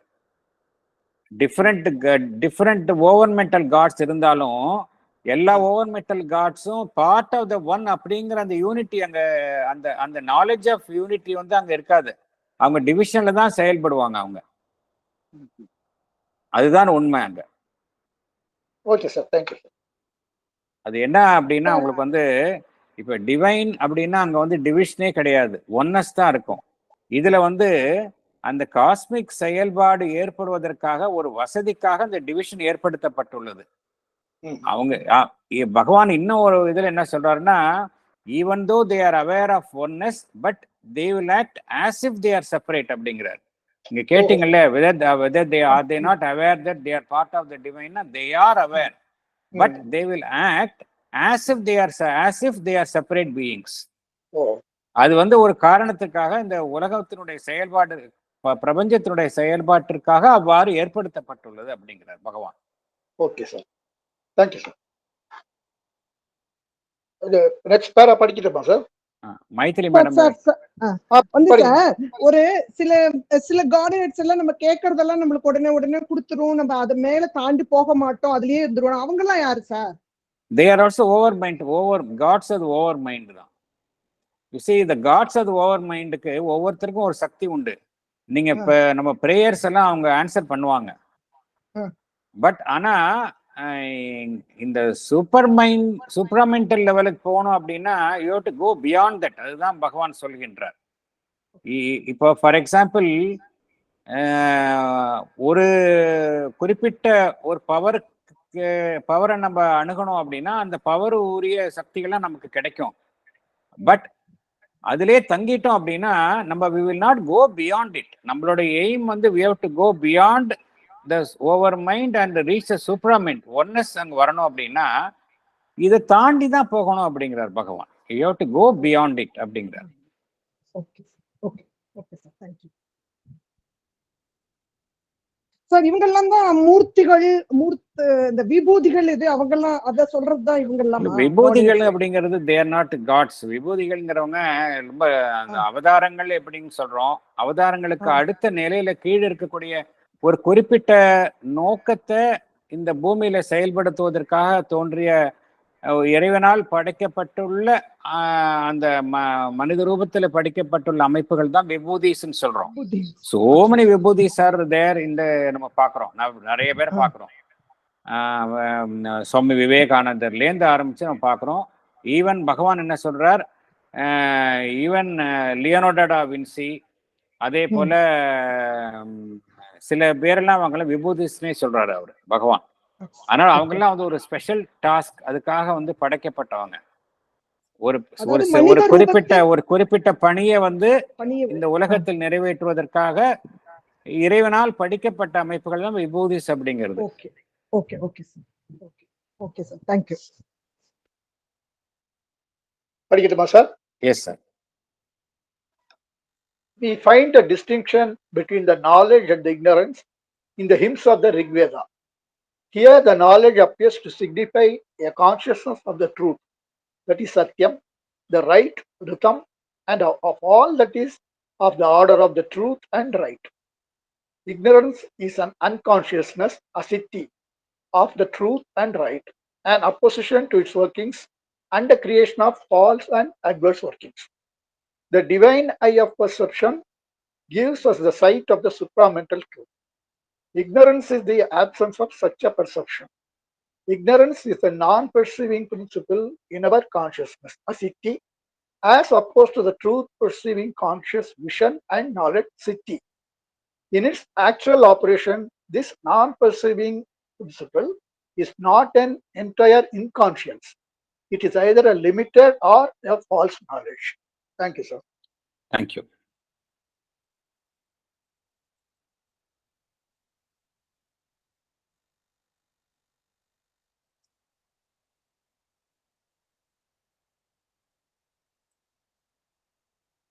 இந்த நாலேஜ் அண்ட் இக்னோரன்ஸ் நம்ம பார்த்தோம். இக்னோரன்ஸ்னா என்ன அப்படிங்கிறத நம்ம பார்த்தோம். எப்படி வந்து புத்திஸ்ட் இக்னோரன்ஸ் அப்படிங்கிறது எப்படி பார்த்தாங்க, மாயாவாதிகள் இக்னோரன்ஸ் அப்படிங்கிறது எப்படி பார்த்தாங்கிறத பார்த்தோம். ஆனா நம்மளுடைய வேத காலத்துல உபநிஷத்துலையும் சரி வேதத்திலையும் சரி எப்படி இந்த நாலேஜ் அண்ட் இக்னோரன்ஸ் எப்படி அவங்க சொல்லியிருக்கிறாங்க அப்படின்னா, ஏன்னா அதுதான் வந்து ஆத்தென்டிக். எப்படி சொல்லியிருக்கிறாங்க அப்படின்னா, கான்சியஸ்னஸ் ஆஃப் த ட்ரூத், அதுதான் வந்து நாலேஜ், சத்தியம். அதே போல ரிதம், எல்லாமே வந்து சரியாக இருக்கணும். அது இருக்க வேண்டிய இடத்துல சரியா இருக்குது, அதுதான் ரிதம் அப்படிங்கிறது. இது இந்த இடத்துல இருக்கும் அப்படின்னா அது இந்த இடத்துல தான் இருக்கணும். அது மாதிரி இல்லை அப்படின்னா இந்த உலகம் வந்து செயல்பட முடியாது. இந்த உலகத்துல பிரபஞ்சத்துல பார்த்தோம் அப்படின்னா ஒவ்வொன்றிற்கும் ஒரு அதற்கு அதாவது எங்கெங்க இருக்குமோ அங்க இருக்க வேண்டி இருக்கு. அது அப்படி இல்லை அப்படின்னா செயல்பட முடியாது. இத வந்து எந்த விதி இதை செயல்படுத்துகின்றது என்றால் இந்த ரிதம் என்று சொல்லக்கூடிய இந்த அமைப்பு தான். இது வந்து சூப்பர் மைண்டினுடைய 3 அம்சங்கள் பார்த்திருக்கோம். சத்தியம், ரிதம், பிரகத் அப்படிங்கிறது. பிரகத்னா வாஸ்ட்னஸ். இந்த 3 விதிகள் தான் வந்து சூப்பராமெண்டல் பிரின்சிபிள்ஸ். இதன் அடிப்படையில் தான் இந்த என்டையர் பிரபஞ்சமே இயங்குகின்றது அப்படிங்கிறத பார்க்குறோம். ஸோ நாலேஜ் அப்படிங்கிறது நம்மளுடைய வேத காலத்து ரிஷிகள் எப்படி பார்த்தாங்க அப்படின்னா, அந்த consciousness of the truth consciousness, அதை தான் அவங்க வந்து நாலேஜ் அப்படின்னு பார்த்தாங்க. சூப்பராமெண்டல் நாலேஜ், ட்ரூத் கான்சியஸ்னஸ், அதைத்தான் அவங்க நாலேஜ் அப்படின்னு சொன்னாங்க. ஸோ இது ஒரு பேசிக் ட்ரூத். அதே போல எவையெல்லாம் அந்த உண்மைக்கு இணங்கி இருக்கின்றதோ, அந்த உண்மையுடன் ஒத்து போகின்றதோ, அந்த பேருண்மைக்குடன் எவையெல்லாம் இணங்கி ஒத்து போகின்றதோ அது எல்லாமே வந்து அந்த நாலேஜ். நாலேஜ்னா என்னன்னா அந்த பேருண்மை, கான்சியஸ்னஸ் ஆஃப் த ட்ரூத், எவையெல்லாம் அதனுடன் ஒத்து போகின்றதோ இணங்கி உள்ளனவோ அது எல்லாமே வந்து நாலேஜ் என்று கூறினார்கள். இக்னோரன்ஸ்னா என்ன அப்படின்னா, இந்த அந்த பேருண்மை குறித்த உணர்வு நிலை இல்லாமல் இருத்தல். Ignorance is an unconsciousness of the truth, asiti, truth and right. இந்த சத்தியம், ரித்தம் இது குறித்த அறியாமையில் இருத்தல். It is an unconsciousness, asiti, சித்தி என்றுதான் வேத காலத்தில் வகைப்படுத்தினார்கள்.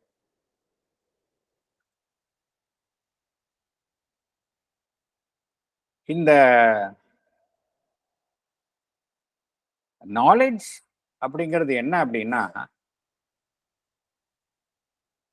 நாம் ஒரு விஷயத்தை பார்க்குறோம் அப்படின்னா அது வந்து எப்படி பார்க்குறோம், ஹியூமன் லெவலில் தான் பார்க்குறோம். It is purely a human level perception தான் நம்ம பார்க்கறது எல்லாமே.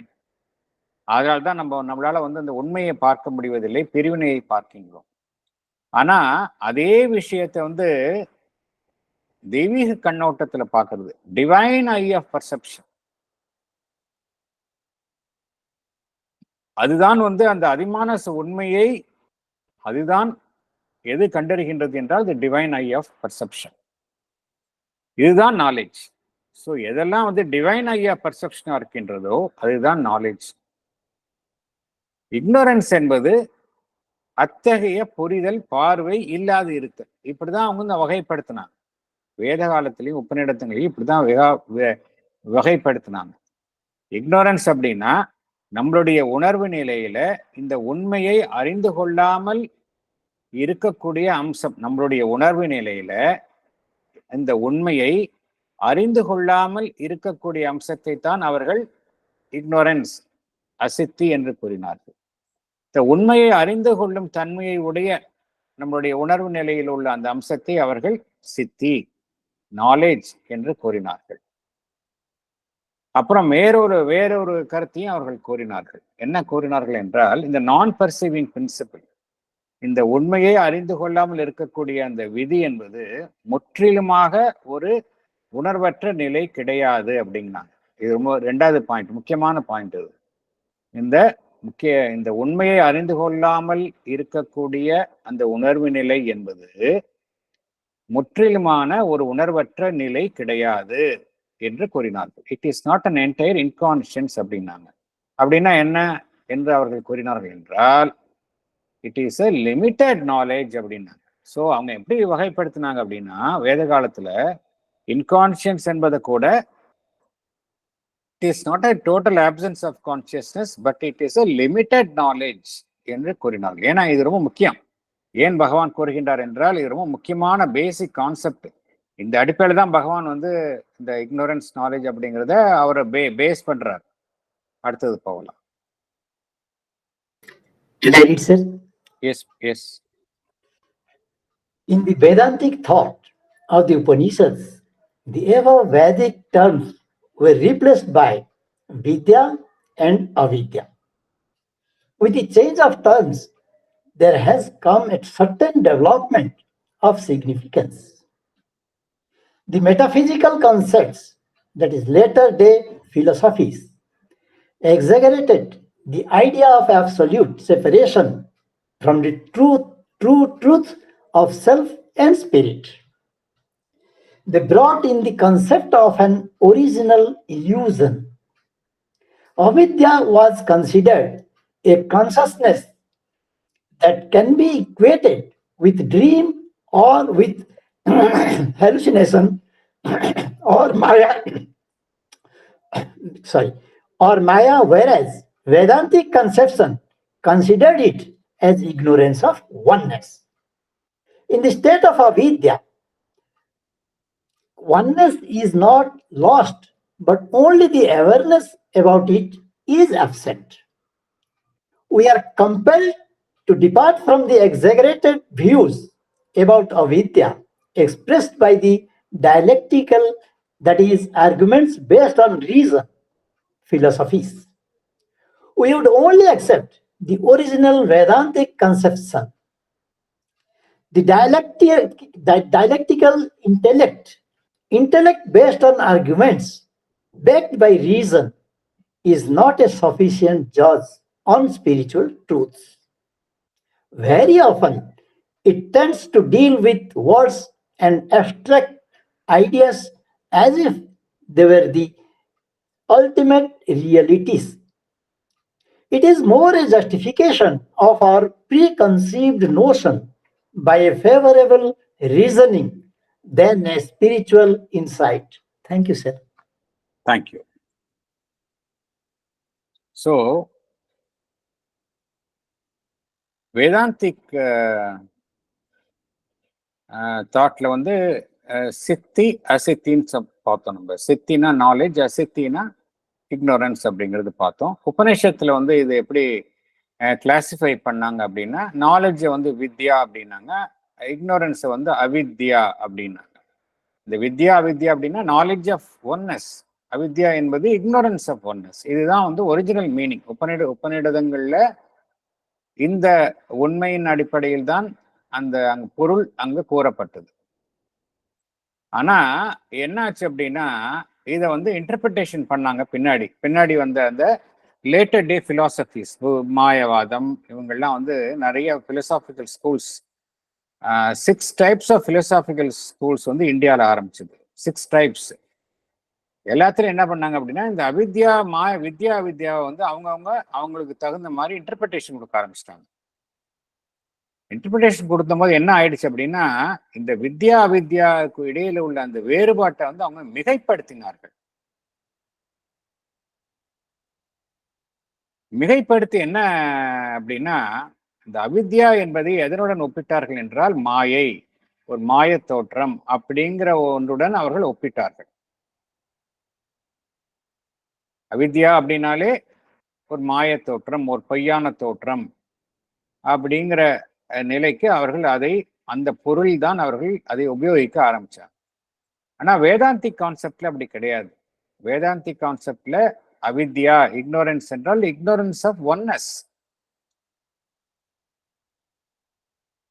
அவித்யால அந்த ஒன்னஸ், ஒருமை என்கின்ற அம்சம் மறைவது இல்லை, ஆனால் அது குறித்த அறியாமை தான் இருக்கின்றது. நம்ம தெளிவா புரிஞ்சுக்கணும். In the state of avidya, oneness is not lost, but only the awareness about it is absent.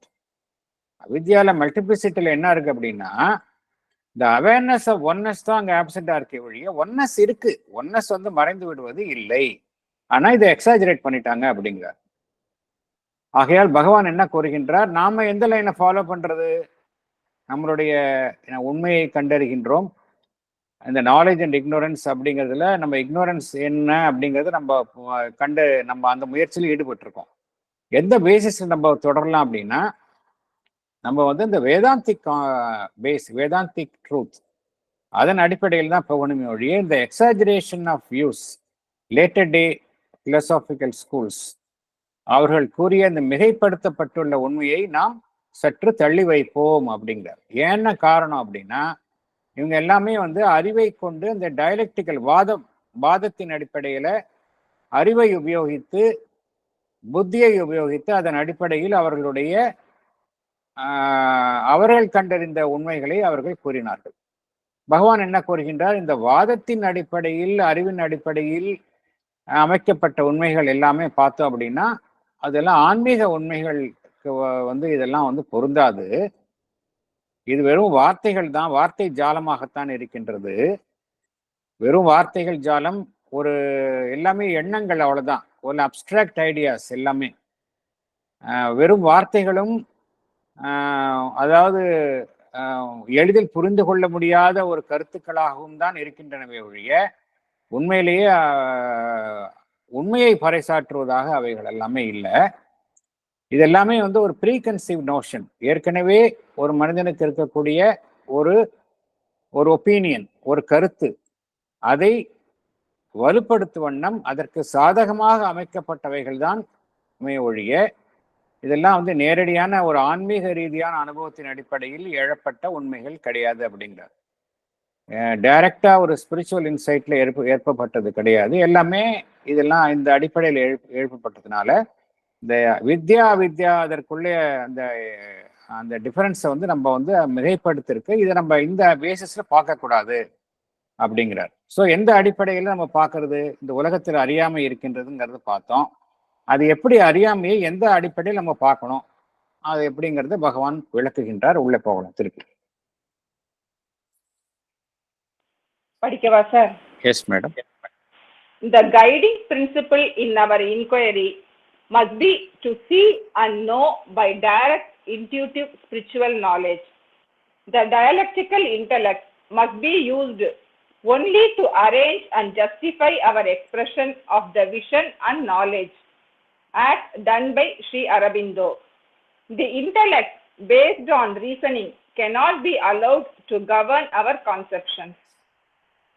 Illusion, knowledge and ignorance are the terms or results of our consciousness.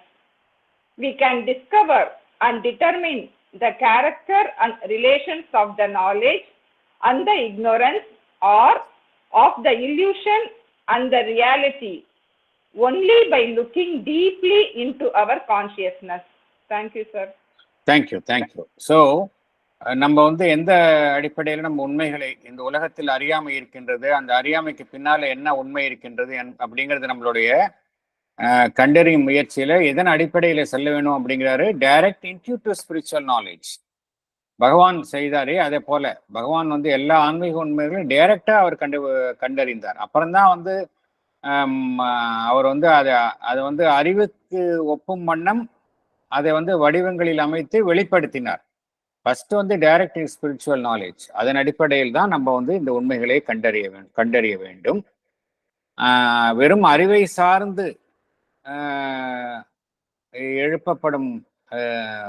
எழுப்பப்படும் கருத்துக்கள் அடிப்படையில் நம்ம இந்த உண்மைகளை கண்டறிய முடியாது அப்படிங்கிறார். அப்புறம் எதன் அடிப்படையில் இப்ப நம்ம வந்து தொடர வேண்டும், எதன் அடிப்படையில் தொடர வேண்டும் என்று. ஏன்னா நம்ம பார்த்துட்டோம், மைண்டு அப்படிங்கிறது நம்ம தொடர முடியாது. ஏன்னா மைண்டு வந்து இக்னோரன்ஸ் என்பதற்கு மைண்டு காரணம் இல்லை அப்படிங்கிறத நம்ம பார்த்துட்டோம். மைண்டுக்கு மேல ஒரு காஸ்மிக் பிரின்சிபிள் இருக்கு, அதுதான் இக்னோரன்ஸ் ஆரம்பிக்குது. அதன் விளைவாக ஏற்பட்டது தான் மனம் அப்படிங்கிறத பார்த்தோம். ஸோ இக்னோரன்ஸை மனதை நம்ம பார்க்க முடியாது, அது ரூல்ட் அவுட். மைண்டை வந்து நம்ம தள்ளி வச்சிடணும்.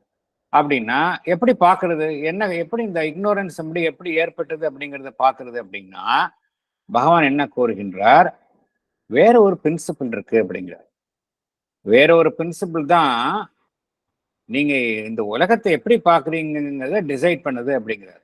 இந்த உலகம் வந்து மாயைன்னு பாக்குறீங்களா, இல்ல இந்த நாலேஜ் எல்லாமே அந்த ஏகமாக இருக்கக்கூடிய ஆம்னி பிரசன்ட் ரியாலிட்டி அப்படின்னு பாக்குறீங்களா, இல்ல வெறும் தனிப்பட்ட அமைப்புகளாக ஒரு அறியாமையில் சார்ந்திருக்கும் அமைப்புகளாக பார்க்கின்றீர்களா என்பது எதை சார்ந்து இருக்கின்றது என்றால் உங்களுடைய கான்சியஸ்னஸ் அப்படிங்கிறார்.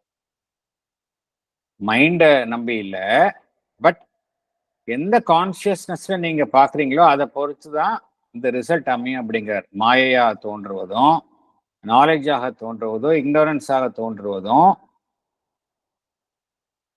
எந்த கான்சியஸ்னஸ்ல பாக்குறீங்க அப்படிங்கிறது தான், அதை பொறுத்து தான் அமையும். அப்பதான் நம்ம நாலேஜ் அண்ட் இக்னோரன்ஸ் அதற்கும் அந்த எங்கும் நிறைந்துள்ள மெய்மைக்கும் இடையில் உள்ள அந்த தொடர்பை நம்மளால புரிந்து கொள்ள முடியும் அப்படிங்கிறார். அடுத்தது போகலாம். நம்ம எஸ் மேடம்.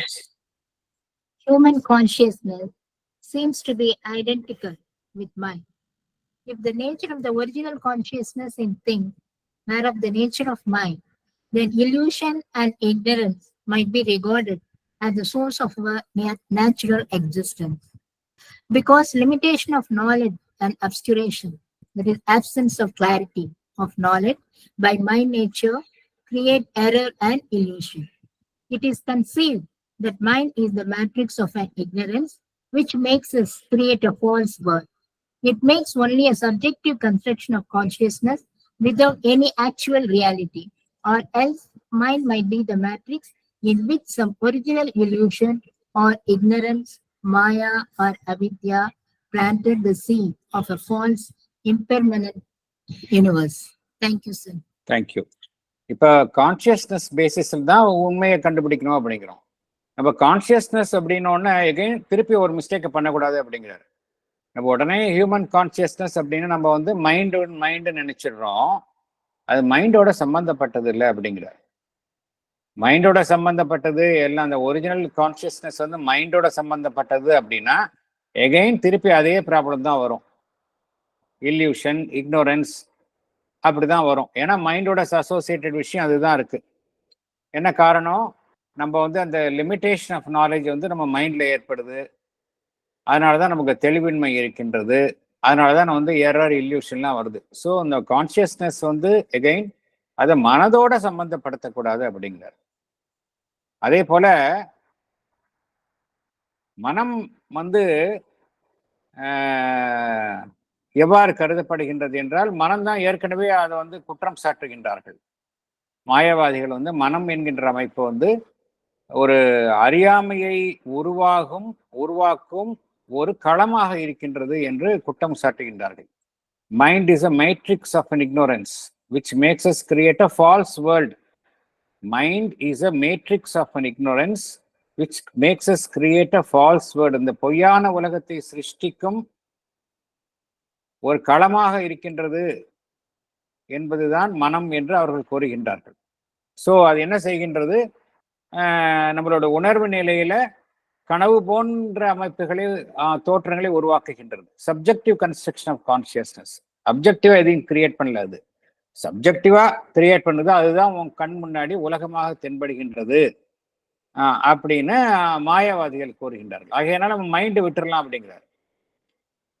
மைண்டை நம்ம எடுத்துக்கிட்டோம் அப்படின்னா இந்த குழப்பம்லாம் வரும். So we will not consider the mind with equate mind with the consciousness அப்படிங்கிறார். அடுத்தது போகலாம்.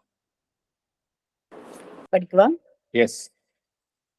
As long as we consider mind alone, or take the mind's power for ignorance, the real world cannot be known.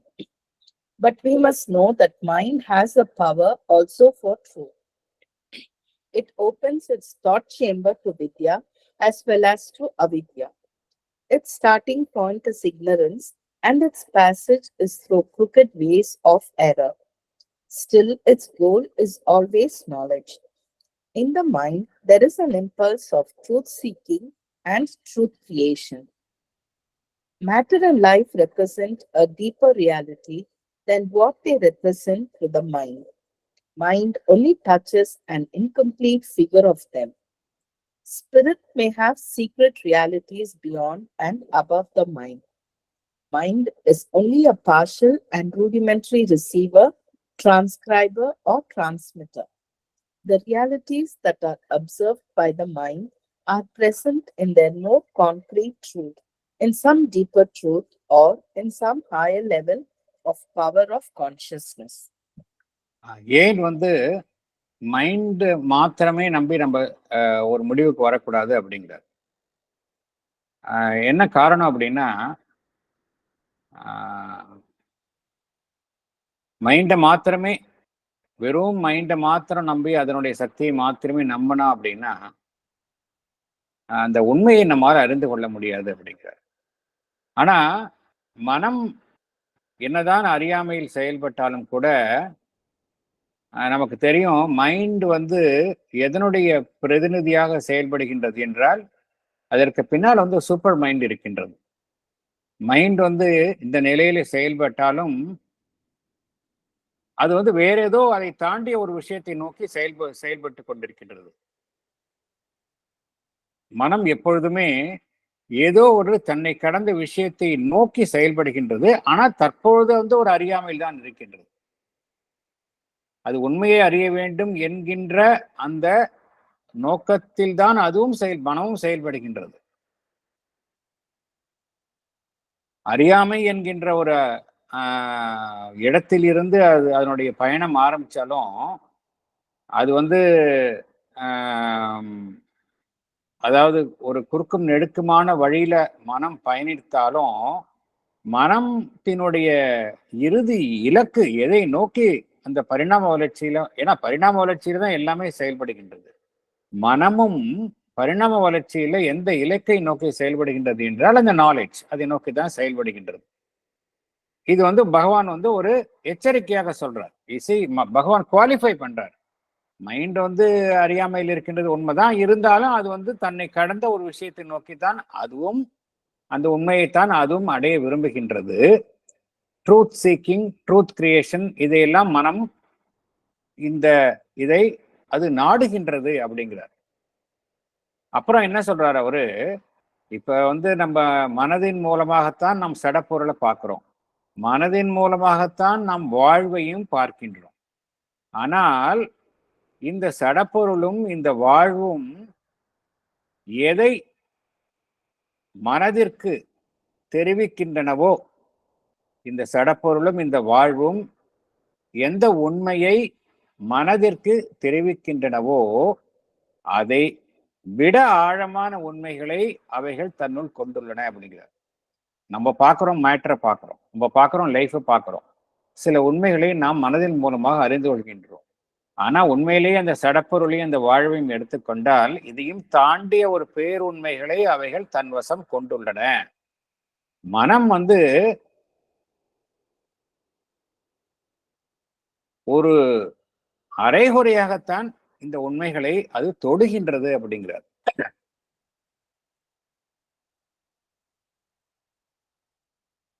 மனம் எப்படி செயல்படுகின்றது என்றால் ஒரு விஷயத்தை பகுதியாக மிகவும் ஆரம்ப நிலையில் பெற்றுக்கொள்கின்றது. அதை பெற்றுக்கொண்டு தனக்கே உரியான வகையில் அது ஒரு உருவத்தை கொடுக்கின்றது. தான் பெற்றுக்கொண்ட விஷயத்திற்கு தனக்கே உரித்தான வகையில் ஒரு வடிவத்தை தருகின்றது. பின்பு என்ன செய்கின்றது, அதை மற்ற அமைப்புகளுக்கு தெரியப்படுத்துகின்றது. இதைத்தான் மனம் செய்கின்றது அப்படிங்கிறார். Mind is only a partial and rudimentary receiver, transcriber or transmitter. இந்த வேலையை தான் மனம் செய்கின்றது அப்படிங்கிறார். ஆனா எந்த விஷயங்கள் குறித்தெல்லாம் மனம் செயல்படுகின்றதோ அந்த உண்மைகள், அதை தாண்டி உண்மைகள் இருக்கின்றன.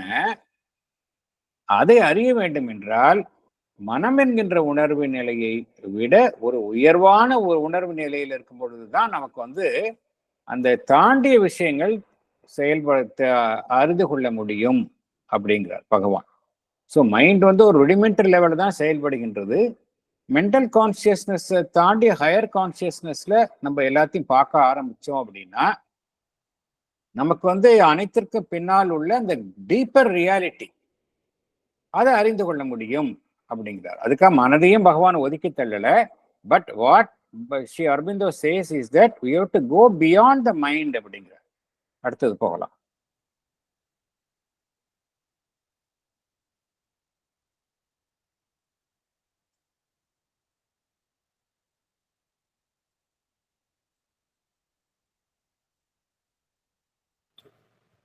படிக்கட்டுமா?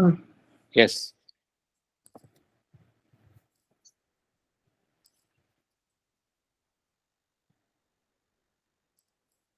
மேட்டர் அண்ட் லைஃப் அதுதானேங்க சார், அந்த பேர் அதுதானே sir? Therefore therefore we can arrive at sorry. Yeah. Okay, sorry. Therefore we can arrive at the whole reality only by an examination of other supramental and inframental, that is below, as well as higher and deeper mental powers of consciousness. Our whole perception changes when we penetrate the lower and the higher depths of consciousness and unite them in the one omnipresent reality. We find the multiplicity revolving itself into a manifoldness of the one being, the one consciousness of being, the one delight of being, Satchit Ananda. We see pleasure and pain as dualities. Pain is viewed as a contrary effect on the one delight of existence. It arises from the weakness of the recipient. Pain is a perverse reaction of consciousness to Ananda. Pain is not itself a fundamental opposite of Ananda. This is proven by the fact that pain can pass into pleasure and pleasure into pain. Both can resolve into the original Ananda. Thank you, sir. Thank you. பகவான் என்ன கூறுகின்றார்? நம்ம பார்த்தோம் mental consciousness, mental மைண்ட்ல பார்த்தோம் அப்படின்னா நம்மளால deeper ரியாலிட்டியை பார்க்க முடியாது அப்படிங்கிறத பார்த்தோம். பகவான் என்ன சொல்றார்? மனதை கடந்த உணர்வு நிலை, மனதிற்குள்ளே இருக்கக்கூடிய ஆழமான உணர்வு நிலை, சூப்ராமென்டல் அண்ட் இன்ஃப்ராமென்டல் அப்படிங்கிறார். Higher and deeper mental powers of உணர்வு நிலையில எல்லா தளங்களையும் நம்ம ஒன்றிணைக்கணும் அப்படிங்கிறார். அப்பதான் நமக்கு உண்மை தெரியும். வெறும் மைண்ட்ல லெவல்ல மாத்திரம் இருந்தா நமக்கு அந்த டீப்பர் ரியாலிட்டியை புரிஞ்சுக்க முடியாது அப்படிங்கிறாரு. அது மாதிரி ஒரு நிலையை எட்டும் பொழுது என்ன நமக்கு கிட்டுகின்றது என்றால், நம்ம ஒரு கீழ் உள்ள உணர்வு நிலை, மேலுள்ள உணர்வு நிலை, இவை இரண்டையுமே நம்ம அந்த எங்கும் நிறைந்துள்ள மெய்மையினுடன் இணைத்து பார்த்தோம், ஒருங்கிணைத்து பார்த்தோம் என்றால் என்ன உண்மையை அறிகின்றோம்? எல்லாமே நம்ம பார்க்கக்கூடிய இந்த உலகத்தில் பார்க்கக்கூடிய அனைத்து விஷயங்கள் எல்லாமே எதிரெதிரான இருக்கக்கூடிய விஷயங்கள், பலதரப்பட்ட விஷயங்கள் எல்லாமே ஒரே விஷயத்துலதான் முடியுது அப்படிங்கிறாரு. எல்லாமே அது உள்ள ரிசால்வ் ஆயிடுது அப்படிங்கிறாரு. அது என்ன அப்படின்னா சச்சித்தானந்தா, one being, one consciousness of being, one delight of being. இதுக்குள்ளதான் எல்லாமே ரிசால்வ் ஆயிடுது அப்படிங்கிற இந்த உண்மை புரியும் எப்போனா நம்ம மைண்டை தாண்டி போனோம் அப்படிங்கிற. அதுக்கு பகவான் என்ன சொல்றாரு அப்படின்னா, ஒவ்வொரு ஆஸ்பெக்டா எடுத்துக்கிறாரு. இந்த சச்சிதானந்தால இருக்கக்கூடிய ஒவ்வொரு ஆஸ்பெக்டா எடுத்துக்கிறாரு. ஃபர்ஸ்ட் இந்த ஆனந்த ஆஸ்பெக்ட். இந்த ஆனந்த ஆஸ்பெக்ட் நம்ம எப்படி பார்க்குறோம்? நம்ம ஆனந்த ஆஸ்பெக்ட் பார்க்கறது கிடையாது. we are not able to experience ஆனந்தம். வலியையும் வேதனையும் நம்ம ஒரு இருமையான அம்சங்களாகத்தான் பார்க்கின்றோம். எப்படி வலி என்பதை எவ்வாறு பார்க்கின்றோம்? ஆனந்தத்திற்கு ஒரு எதிரான அம்சங்களாக பார்க்கிறோம். கான்ட்ரரி எஃபெக்டை தான் பார்க்கிறோம். ஏன் அவ்வாறு பார்க்கின்றோம் என்றால் பகவான் என்ன கூறுகின்றார், அந்த நமக்கு இருக்கிற வீக்னஸ் தான் வந்து அத்தகைய ஒரு ஒரு அத்தகைய ஒரு தன்மையை நமக்குள் ஏற்படுத்துகின்றது அப்படிங்கிறார். என்ன காரணத்தினால வலி என்பது ஏற்படுகின்றது என்றால், நமக்கிட்ட வந்து ஒரு வீக்னஸ் இருக்கு. அதனால்தான் வந்து வலி என்கின்ற ஒரு அமைப்பு ஏற்படுகின்றது அப்படிங்கிறார். உண்மையிலே வலி என்பது என்னவென்றால், it is a perverse reaction of consciousness to Ananda அப்படிங்கிறார். அதுவும் ஒரு ஆனந்தத்தினுடைய ஒரு வெளிப்பாடு தான். ஆனா நம்மளுடைய உணர்வு நிலை என்ன செய்கின்றது என்றால், அதற்கு ஒரு மாறுபட்ட நிலையில், எதிரான நிலையில் அதற்கு எதிர் விளைவை தோற்றுவிக்கின்றது அப்படிங்கிறார். Pain is a perverse reaction of consciousness to Ananda அப்படிங்கிறார். பெயின் அப்படிங்கிறது நம்ம நினைக்கிற மாதிரி ஆனந்தத்தினுடைய எதிர்மறையான அம்சம் கிடையாது அப்படிங்கிறார். Pain is not itself a fundamental opposite of Ananda. It is only a perverse reaction of consciousness to Ananda அப்படிங்கிறார். அதனால பகவான் என்ன கூறுகின்றார், ஒருவர் வலியையும் இன்பமாக மாற்ற முடியும், இன்பத்தையும் வலியாக மாற்ற முடியும் அப்படிங்கிறார். ரெண்டுமே வந்து ஏன்னா அந்த எல்லாமே வந்து ரெண்டுமே வந்து அந்த ஒரிஜினலா ஆனந்தம் என்கின்ற அமைப்பிற்குள் அடங்கிவிடும் அப்படிங்கிறார். வலியும் வேதனையும் ஆனந்தம் என்கின்ற அமைப்பிற்குள் அடங்கிவிடும். Both can resolve into the original ஆனந்தா அப்படிங்கிறார். அதே போல பகவான் சச்சிதானந்தாவில் ஒவ்வொரு ஆஸ்பெக்டா சொல்றாரு. எல்லாமே வந்து இங்க நம்ம இருமைகளா பார்க்கின்றோம், அங்க ஒருமையாயிடும் அப்படிங்கிறார். எப்பன்னா இந்த டோட்டல் கான்சியஸ்னஸ்ல பார்க்கும் பொழுது. அதே போல நம்ம பார்க்கிறோம் இந்த சக்தியினுடைய செயல்பாடு, டிவைன் ஃபோர்ஸ். அது எப்படி அப்படின்னா, அது இந்த உலகத்தில் செயல்படுகின்றது. இது உலகத்தில் செயல்படுவது எல்லாமே மொத்தம் அப்படின்னா சச்சிதானந்தாவினுடைய சிட் சக்தி, கான்சியஸ்னஸ் ஃபோர்ஸ், டிவைன் வில், அதுதான் செயல்படுகின்றது. அது எப்படி செயல்படுகின்றது என்றால், அது டிவைன் வில் வந்து நமக்கு தெரியும். டிவைன் ஃபோர்ஸ் எப்படி செயல்பட, எப்படி இருக்கு, எத்தகைய தன்மையை கொண்டதுங்கிறது நாம் அனைவரும் அறிந்துள்ளோம். இட் இஸ் அன் இன்ஃபினிட்டா செயல்படக்கூடியது. டிவைன் ஃபோர்ஸ் வந்து இன்ஃபினிட் ஃபோர்ஸ். அந்த இன்ஃபினிட் ஃபோர்ஸ் இன்ஃபினிட்டா செயல்பட்டா இந்த உலகத்துல எதுவுமே தாக்கு பிடிக்காது. அதனால என்ன செய்கின்றது, தன் சக்தியை குறைத்து கொண்டு ஒரு குறிப்பிட்ட வேலைக்காக எவ்வளவு சக்தி தேவைப்படுமோ அந்த அளவுக்கு தன் சக்தியை பிரயோகிக்கின்றது. இதை வந்து நம்ம எப்படி இன்டர்பிரேட் பண்றோம், வீக்னஸ் அப்படின்னு சொல்றோம். But it is not weakness அப்படிங்கிற. Incapacity or weakness is a self's withholding of its force completeness. அந்த செல்ஃப் என்ன செய்கின்றது, அந்த பரம்பொருள் ஒரு வேலையை செய்வதற்காக தன்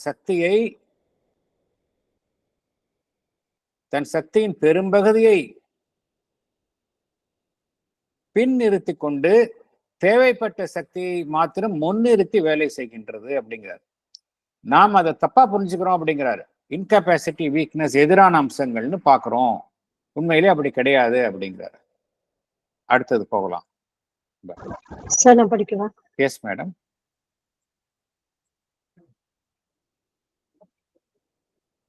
Similarly, when the one divine force or the one cosmic இல்ல மேடம், அது லைஃப் திஸ் இஸ் சோ, அதுல இருந்து படிக்கணும்னு நினைக்கிறேன். ஆமா, இஃப் திஸ் இஸ் சோ அது படிக்கணும். Sir, similarly, therefore அவங்க ஆரம்பிச்சாங்க. ஆமா, கரெக்ட். Similarly, ஓகே, படிங்க. Similarly தான் சார். ஐ அம் சாரி, நான் எக்ஸ்பிளைன் பண்ணிட்டேன், அதனால ஓகே, படிங்க ப்ளீஸ். சார் அதுக்கு முன்னாடி ஒரு சொல்லுங்க சார். சார் ஒன்னு ஷேர் பண்ணிக்கலாமா? ப்ளீஸ். அதாவது இந்த extreme pain leading to pleasure, அதுக்கு வந்து அதுல ஒரு லைட்டர் வெயினா ஒரு விஷயம் இது பண்ணிக்கலாமா, ஷேர் பண்ணலாமா? சொல்லுங்க சார் ப்ளீஸ். அது ஜோர்பா த கிரீக் அப்படின்னு ஒரு பழைய ஹாலிவுட் ஃபிலிம் சார். அதை பத்தி கேள்விப்பட்டிருக்கேன். அதுல வந்து அந்த கிரீக் அந்த ஹீரோ பேரு ஜோர்பா. அவன் வந்து ஹி பில்ட்ஸ் அ ஃபார்மேஷன், ஒரு ஹில் லைக் ஃபார்மேஷன், ஒரு டிஃபென்ஸ் ஃப்ரம் இன்வேடர்ஸ். அது மாதிரி அதுல வந்து he spends all his time and energy. நிறைய அது பிளாக்ஸ் இதெல்லாம் வருது, அதெல்லாம் வந்து ரிமூவ் பண்ணி he wins. ஒரு மாதிரி அதை வந்து கட்டி முடிச்சு எல்லாரும் வந்து they are very glad. But the next moment அப்படியே எல்லாம் இதுவாய் விழுந்துரும் கீழே. கம்ப்ளீட்டா வந்து டெமாலிஷ் ஆயிடும். உடனே அந்த ஜோர்பா அந்த கேரக்டர் பண்ணது வந்து ஆண்டனி குவின்ங்கிற பெரிய எம்எஸ் ஆக்டர். அது வந்து அவன் என்ன பண்ணுவான்னா, இப்படி தலைக்கு மேல அப்படி கையை தூக்கி அப்படி நிற்பான். அப்புறம் மேக் எ டேர்ன். அப்படி டேர்ன் பண்ணும்போது அந்த கையை வந்து மேல அப்படியே சொடுக்கிட்டு ஒரு டான்ஸ் ஆட ஆரம்பிச்சிருவான். He starts dancing. இது வந்து ஒரு இதுதான் ஒரு ஒரு இமேஜினரி இதுவா இருந்தா கூட அது வந்து that fits in to this formula இல்லையா சார்? அதாவது அவனுடைய இதெல்லாம் அழிந்து போனால் கூட ஹி ஃபீல்ஸ் ஹாப்பி அப்படிங்க அந்த இதுல he was not affected அப்படிங்கிறீங்களா நீங்க? அந்த எக்ஸ்ட்ரீம் பெயின் வந்து அந்த பிளஸரா மாறுங்கிறதுக்கு வந்து they are portraying it like that. quite possible. அது how far it is இதுங்கிறது தெரியல. பட் அது ஒரு கிரீக் மைத்தாலஜில இருந்து எடுத்திருக்காங்க. Thank you sir. பகவானுடைய நேரடி நிறைய அவருடைய லைஃப்லயே பார்த்துருக்கோம் இல்லையா? அந்த கட்டெரும்பெல்லாம் கடிக்குது, அவர் வந்து அதை வந்து அவர் ஆனந்தமா அவர் ட்ரீட் பண்றாரு.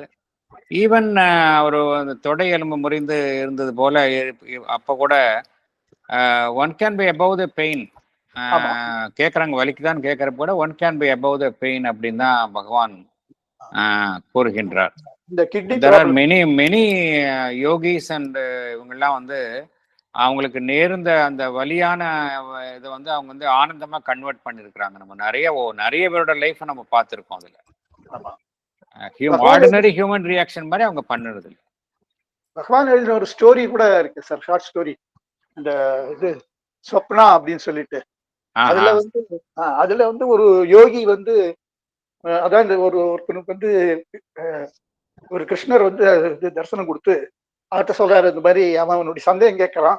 இந்த மாதிரி இப்ப ஒரு அந்த வில்லேஜோட லேண்ட்லார்டு வந்து எல்லாரையும் கொடுமைப்படுத்திட்டு இருக்கான், ஆனா அவன் சந்தோஷமா இருக்கான். நான் எல்லாம் வந்து கஷ்டப்பட்டு இருக்கேன், நான் எல்லாம் உண்மையா உழைக்கிறேன் இப்படிலாம் சொல்லும் போது அந்த கிருஷ்ணரை வந்து கூப்பிட்டு அவன் வந்து உண்மையில வந்து அவன் எப்படி வருத்தப்படுறான் அப்படிங்கிறதையும் இவங்க எல்லாம் எப்படி வந்து நிம்மதியா இருக்காங்க இதெல்லாம் காமிச்சிட்டு ஒரு யோகியை பத்தி ஒரு இது காமிக்கிறான் சார். அதுல வந்து அவரு இது பண்ணிட்டு இருக்கிற இடத்துல தவம் பண்ணிட்டு இருக்கிற இடத்துல ஒரு எறும்பு புத்து இருக்கு. அந்த எறும்பு புத்த அங்க ஒரு புலி வந்து அவருக்கு ஒரு காவலா உட்காந்து இருக்கு. ஆக்சுவலா அந்த புலி வந்து திடீர்னு கிருஷ்ணன் சொல்றான், பாரு இப்ப என்ன நடக்குதுன்னு சொல்லிட்டு அந்த புலி வந்து வேகமா நடந்து வந்து காலால அந்த புத்தை தட்டி விட்டுரும். உடனே அந்த பெரிய பெரிய இந்த கட்டெரும்பு எல்லாம் வந்து அவரை கடிக்கும் யோகிய.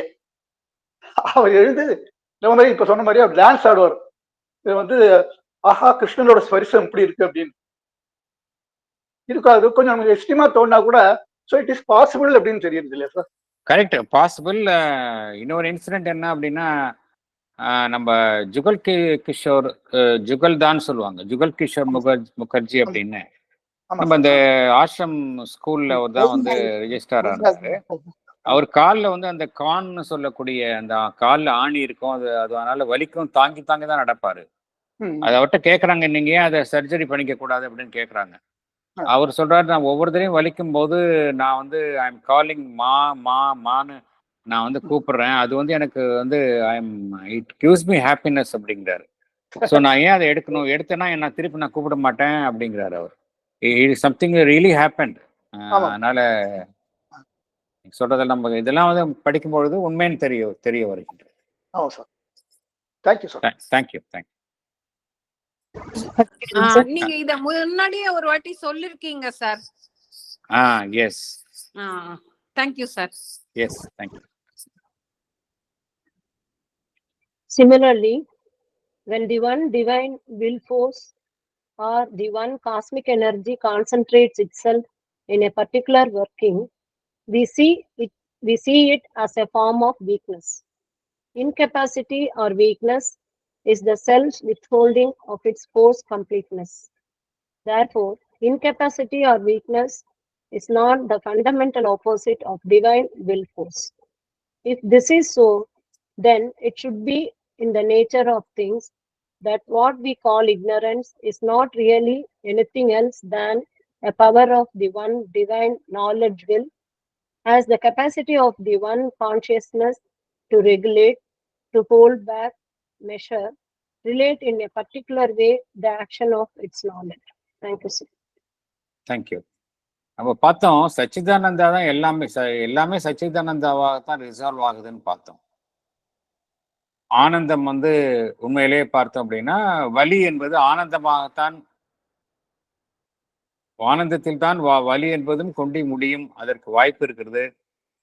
Both pleasure and pain will resolve it self into ஆனந்தம் பார்த்தோம். அதே போல எதை வீக்னஸ் அப்படின்னு சொல்றோமோ அது வந்து எகெயின் அந்த டிவைன் ஃபோர்ஸ் வந்து ஒரு குறிப்பிட்ட எல்லைக்குள் தன்னை நிறுத்தி வரையறைக்குட்பட்டு செயல்படுவதுதான் வீக்னஸாக நம்ம பார்க்கின்றோம்.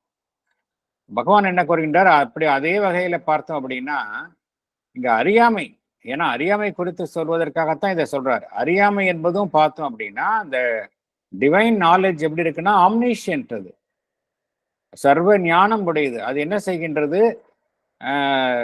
ஒரு தன்னுடைய ஞானத்தை, தன்னுடைய அந்த உணர்வு நிலையை என்ன செய்கின்றது? அது ஒரு குறிப்பிட்ட அளவிற்கு சுருக்கி கொண்டு வெளிப்படுத்துகின்றது. ஒரு குறிப்பிட்ட வேலையை செய்வதற்காக மாத்திரம் ஒரு குறிப்பிட்ட வழியில் அது தன்னை சுருக்கி கொண்டு அந்த ஞானம் முழுவதும் வெளிப்படாமல் ஒரு குறுகிய அளவில் வெளிப்படுத்துகின்றது. அதுதான் இக்னோரன்ஸ் அப்படிங்கிறார். ஸோ இக்னோரன்ஸ் அப்படிங்கிறது ஒரு அதுவே தானாகவே உருவாகிய ஒன்று கிடையாது. இக்னோரன்ஸ் உருவாகுவதற்கு எது பேஸா இருக்கு அப்படின்னா நாலேஜ் பேஸா இருக்கு. அதைத்தான் பகவான் கூறுகின்றார். எல்லாமே சச்சிதானந்தால ரிசால்வ் ஆகும் அப்படின்னா இந்த இக்னோரன்ஸ் என்பதும் எதுல ரிசால்வ் ஆகும் அப்படின்னா சச்சிதானந்தாவில் தான் ரிசால்வ் ஆகும். ஆகையினால் இந்த உலகம் என்பது இக்னோரன்ஸ்ல இருக்கு அப்படின்னு நம்ம சொன்னாலும் கூட அல்டிமேட்டா இது எங்க கொண்டு முடியும் அப்படின்னா அந்த நாலேஜில் தான் கொண்டு முடியும். The world will never always remain ignorant. அந்த கருத்தை தான் பகவான் குறிப்பிடுகின்றார். அடுத்தது போகலாம். படிக்கலாம் sir. Yes. Therefore, knowledge and ignorance will not be then two irreconcilable principles. We cannot see the one creative of world existence, the other intolerant or destructive of it. But they must be seen as two coexistent powers, both present in the universe itself, diversely operating in the conduct of its processes. But they are one in their essence. They can pass by a natural transmutation that is changing into each other. The fundamental fact of existence is consciousness, which is power. We see that this power has three ways of operating. First, there is a consciousness behind all, embracing all, in all. This consciousness is eternally, universally, absolutely aware of itself, whether in unity or multiplicity. Next, at the other end of things, we see this consciousness dwelling upon apparent oppositions in itself. The most extreme opposition of all reaches its peak in what seems to us to be a complete nescience, that is, lack of knowledge of itself.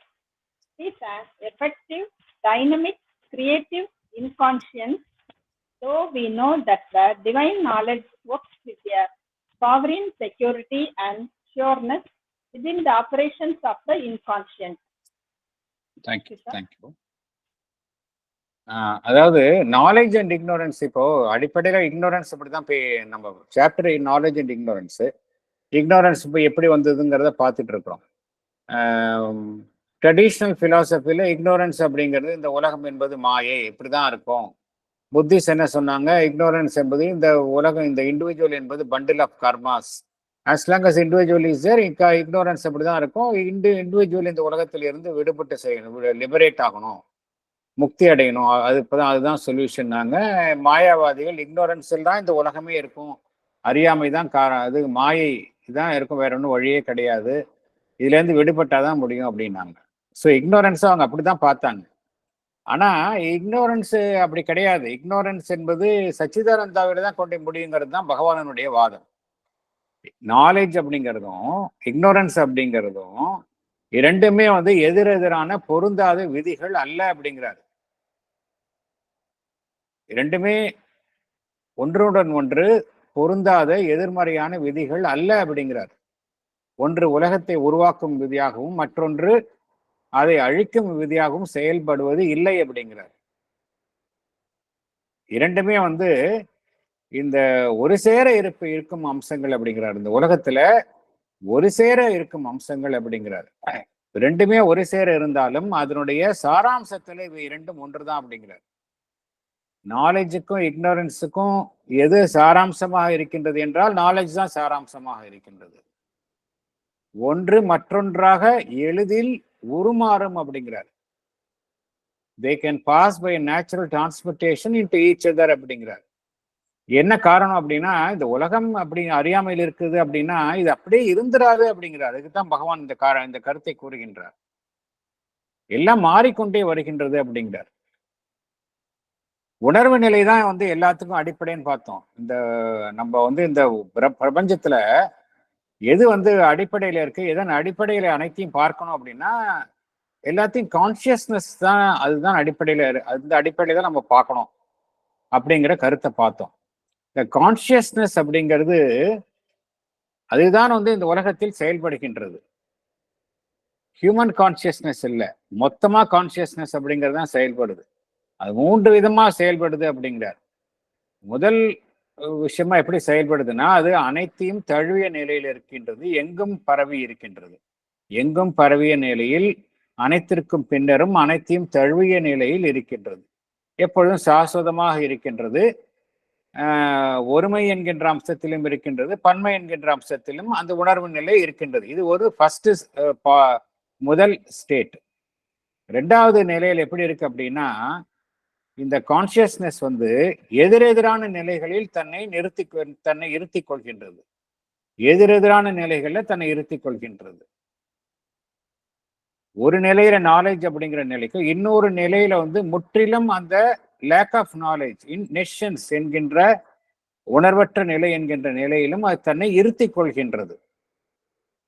ஆனா இந்த inconscience அப்படிங்கிற நிலை நம்ம கூறினாலும் கூட அதற்கு inconscience என்கின்ற நிலையில கூட மறைமுகமாக எது இருக்கின்றது என்றால் அந்த நாலேஜ் இருக்கின்றது, டிவைன் நாலேஜ் இருக்கின்றது அப்படிங்கிற இந்த 2 நிலைக்கு இடையில வந்து ஒரு நிலை இருக்கு.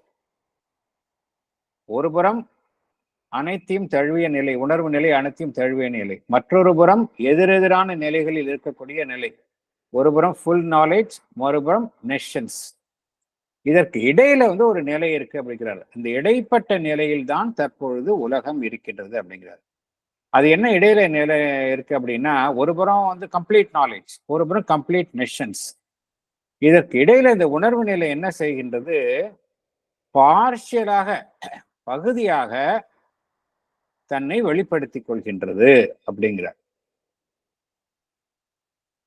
இது இந்த எதிரெதிரான நிலைகளுக்கு இடையில ஒரு சமரசம் செய்து கொள்வது போல ஒரு இடைப்பட்ட நிலையில் தன்னை வெளிப்படுத்திக் கொள்கின்றது அப்படிங்கிறார். ஒரு புறம் சுப்ரீம் கான்சியஸ்னஸ், இன்னொரு புறம் நேஷன்ஸ். இந்த இடைப்பட்ட நிலையில் தன்னை வெளிப்படுத்திக் கொள்கின்றது. இந்த இடைப்பட்ட நிலையில் வெளிப்படுத்திக் கொள்ளும் நிலைதான் தற்பொழுது உலகத்தில் இருக்கின்றது. இதைத்தான் நாம் அறியாமை என்று கூறுகின்றோம் அப்படிங்கிறார். ஸோ அல்டிமேட்டா பகவான் அதுக்கு அறியாமை என்றால் என்ன அப்படிங்கிறதுக்கு எக்ஸ்பிளைன் பண்றார். அடுத்தது போகலாம். படிட்டுங்களா? படிங்க.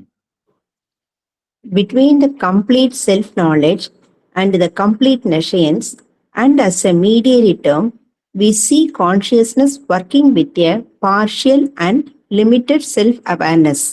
In its intermediary status, this limited self-awareness seems to be a standing compromise between the two opposites, between the supreme consciousness and the nescience.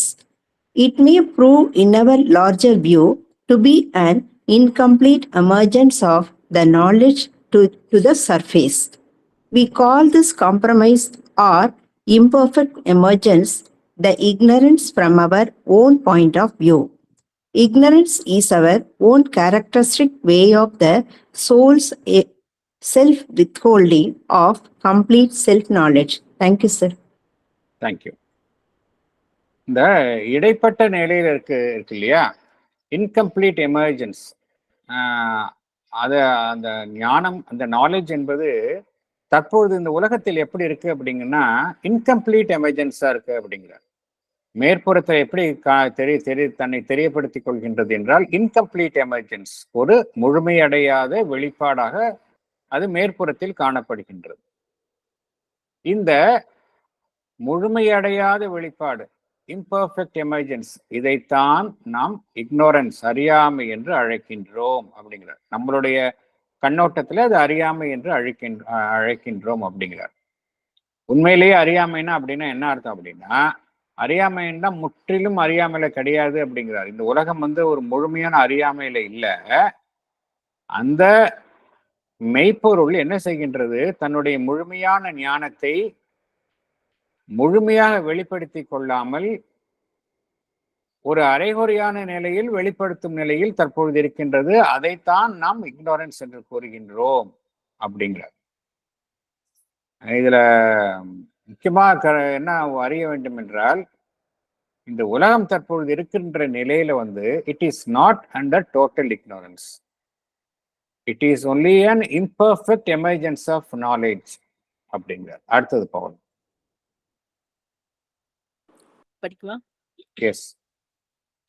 If we take the view that the knowledge and the ignorance are two separate phenomena, then we would conclude that there is an absolute knowledge on one side, establishing truth, harmony, order, and an absolute inconscience on the other side, basing a play of fantasy, disharmony, and disorder, supporting its extreme of falsehood, wrong, and suffering. The two would seem always irreconcilable. Instead, it would be correct to take the following view. Knowledge and ignorance are light and shadow of the same consciousness. The beginning of ignorance is a limitation of knowledge. It is a limitation that opens the door to a subordinate possibility of partial illusion and error. This possibility takes full form after a purposeful plunge of knowledge into a material inconscience. But knowledge too emerges along with an emerging consciousness out of the inconscience. Thank you. அதாவது நம்ம traditional வியூவில் என்ன அப்படின்னா, knowledge ஒரு பக்கம் இருக்குன்றது, the knowledge about the பிரம்மன். இன்னொரு பக்கம் நம்ம டோட்டல் இக்னோரன்ஸ் இருக்கும். இது ரெண்டுமே தனித்தனியான அமைப்புகள். இது இப்படி தான் இருக்கும், அது அப்படி தான் இருக்கும், ரெண்டும் சேரவே சேராது. ஒரு புறம் அந்த முழுமையான நாலேஜ் என்பது உண்மை, ஒத்திசைவு, ஒழுங்கு இதெல்லாம் உருவாக்குகின்றது. மறுபுறம் இந்த இன்கான்ஷியன்ஸ் என்பது ஒத்திசைவு இல்லாத நிலை, ஒழுங்கற்ற நிலை, ஒரு பொய்மை, தவறு, துன்பம் இதற்கெல்லாம் காரணமாக இருக்கின்றது. ஸோ இது ரெண்டுமே நம்ம சேர்க்கவே முடியாது, ஒரு சேர நம்ம பொருத்த முடியாது அப்படிங்கிற ஒரு கண்ணோட்டம் தான் ட்ரெடிஷனலா இருக்கு. ஆனா அது உண்மை கிடையாது அப்படிங்கிறார். அது மாதிரி கிடையாது அப்படிங்கிறார். உலகத்தை பார்க்கும்போது நமக்கு அப்படிதான் தோணுது, ஆனா அப்படி இல்லை அப்படின்னு தான் பகவான் கூறுகின்றார். பகவான் ரொம்ப பாசிட்டிவா, ஆப்டிமிஸ்டிக்கா இந்த உலகத்தை பத்தி கூறுகின்றார். எது கரெக்ட் அப்படின்னா, உண்மையிலேயே என்ன அப்படின்னா, இந்த உலகத்துல ஒருபுறம் ஞானம், மறுபுறம் அறியாமை இருந்தாலும் எப்படி இருக்கு அப்படின்னா, ஒரே உணர்வு நிலையினுடைய இரு பக்கங்களாகத்தான் காணப்படுகின்றன அப்படிங்கிற. Light and shadow of the same consciousness. ஒரே உணர்வு நிலையினுடைய ஒளியும் இருளான பகுதிகளாகத்தான் இவை இரண்டும் காணப்படுகின்றன அப்படிங்கிற. அப்படின்னா எது அறியாமை தோன்றுவதற்கு காரணமாக இருக்கின்றது அப்படின்னா, பகவான் சொல்லக்கூடிய ஒரு அற்புதமான கருத்து என்ன அப்படின்னா, the beginning of ignorance is a limitation of knowledge. Knowledge எங்க தன்னை சுருக்கி கொள்கின்றதோ, ஆப்சன்ஸ் ஆஃப் நாலேஜ் கிடையாது, லிமிடேஷன் ஆஃப் நாலேஜ் அப்படிங்கிற. எங்க அந்த நாலேஜ் தன்னை சுருக்கி கொள்கின்றதோ அந்த இடத்துல இக்னோரன்ஸ் ஆரம்பிக்குது அப்படிங்கிறார். எப்படி லைட் அண்ட் ஷேடோவில் லைட் எங்கே குறையுதோ அங்கே ஷேடோ ஆரம்பிக்குதோ அதே போல தான் அப்படிங்கிறார். இந்த லிமிட்டேஷன் தான் என்ன செய்கின்றது, இந்த ஒரு பிழைக்கும் ஒரு பொய்யான தோற்றத்திற்கும் வழிவகுக்கின்றது அப்படிங்கிறார். இது வந்து ஃபுல்லா எந்த எக்ஸ்ட்ரீம்ல இருக்கு அப்படின்னா, அந்த நாலேஜ் வந்து ஃபுல்லா வந்து தன்னை முழுவதுமாக இன்கான்சியன்ஸ் என்கின்ற நிலையில ஆரம்பத்தில் தன்னை மறைத்துக் கொள்கின்றது. அதே சமயத்துல அந்த நிலையில வந்து இந்த இக்னோரன்ஸ் வந்து ஒரு ஃபுல் ஃபார்ம்ல இருக்கு. ஆனா அதே நிலையில இருந்து விடுவது இல்லை. அந்த நாலேஜ் என்ன, அந்த ஞானம் என்ன செய்கின்றது, மெல்ல மெல்ல தன்னை ஒரு உணர்வு நிலையின் வெளிப்பாட்டாக அந்த உணர்வற்ற நிலையிலிருந்து வெளிப்படுத்திக் கொள்கின்றது. அதுதான் தற்பொழுது உலகத்தில் நடந்து கொண்டு வருகின்றது அப்படிங்கிறார் பகவான். இதுதான் உண்மை அப்படிங்கிறார். இப்படிதான் நம்ம உலகத்தை பார்க்கணுமே ஒழிய, உலகம் வந்து ஒரு ஹோப்லெஸ், இப்படிதான் இருக்கும், ஃபுல்லா இக்னோரன்ஸ் அப்படிங்கிற நிலைமை எடுத்தோம் அப்படின்னா, தென் நம்ம வந்து இங்க இந்த உலகத்தை விட்டு போய் வேற எங்கேயோ தான் நம்ம உண்மையை நாடணும் அப்படிங்கிற ஒரு கருத்திற்கு தள்ளப்படுவோம். அடுத்தது போங்க. படிக்கட்டுமா சார்? Yes madam. சார், இந்த knowledge yes sir, yes sir. இந்த நாலேஜ் அண்ட் இக்னரன்ஸ் பத்தி இந்த அடரேஷன் ஆஃப் டிவைன் மதர் இந்த சாவித்திரி லைன்ஸ் சொல்லலாமா சார்? தாராளமா சொல்லுங்க sir, please. The knowledge and illumined by her all-seeing identity, knowledge and ignorance could strive no more. No longer could the titan opposites, antagonist poles or words or tipis impose their illusion, throwing their figures between us and her. Correct. நம்ம பாக்குற கருத்து தான் பகவான் அங்க கூறுகின்றார். Titan ஆப்போசிட்ஸா இல்ல அப்படிங்கிறாருங்க. ஆமா. Knowledge and ignorance they are no more seen as a titan opposites. அந்த கான்ஷியஸ்னஸ் ரீச் பண்ணா அது ஒண்ணுமே இல்ல. அதானே சார் அர்த்தம்?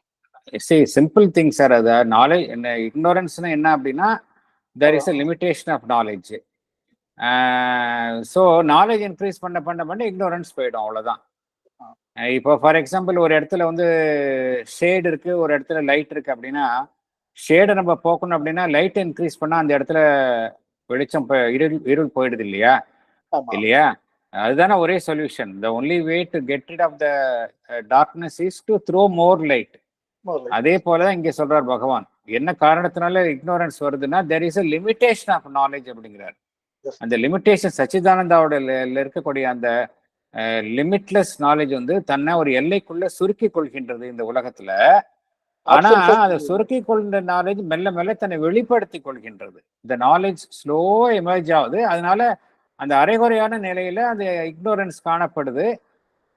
ஆனா நம்ம ஒவ்வொருவருமே அதற்கான முயற்சியை செய்யணும். அதுதான் உண்மை. நம்ம ஒவ்வொருவருமே அந்த இக்னோரன்ஸ்லேருந்து நாலேஜுக்கு நம்ம ஒவ்வொருவருமே முயன்றோம் அப்படின்னா நிச்சயமா நம்ம வந்து அந்த இதற்கான முயற்சியில நம்மளுடைய பங்கை அளிப்போம். நம்மளுடைய கான்சியஸ்னஸ் உணர்வை விரிவாக வைத்துக் கொள்வது, இதன் மூலமாக நம்ம அந்த நாலேஜ்லேருந்து இக்னோரன்ஸ்லேருந்து நாலேஜுக்கு போற அந்த அந்த இதுல நம்மளும் அதுல பார்ட்டிசிபேட் பண்ணலாம். அதுதான் மதர் சொல்றாங்க. The new world is born, will you help அப்படிங்கிறாங்கல்ல, இதுக்கு தான் ஹெல்ப் பண்ணு கேட்குறாங்க நம்ம. Thank you sir. எஸ், அடுத்தது போகலாம். அடுத்த last 2 paragraphs. By taking such a view, we can be sure that this fullness of ignorance is by its own evolution changing back into a limited knowledge. Then we can feel the assurance that the limitation itself will be removed. The full truth of things will become apparent. The cosmic truth will free itself from the cosmic ignorance. This is the truth of our existence.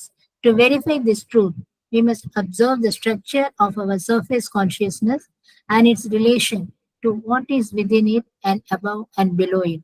Only then can we best distinguish the nature and scope of the ignorance. Thank you, sir. So finally, thank you. Finally, பகவான் வந்து என்ன சொல்றார் அப்படின்னா,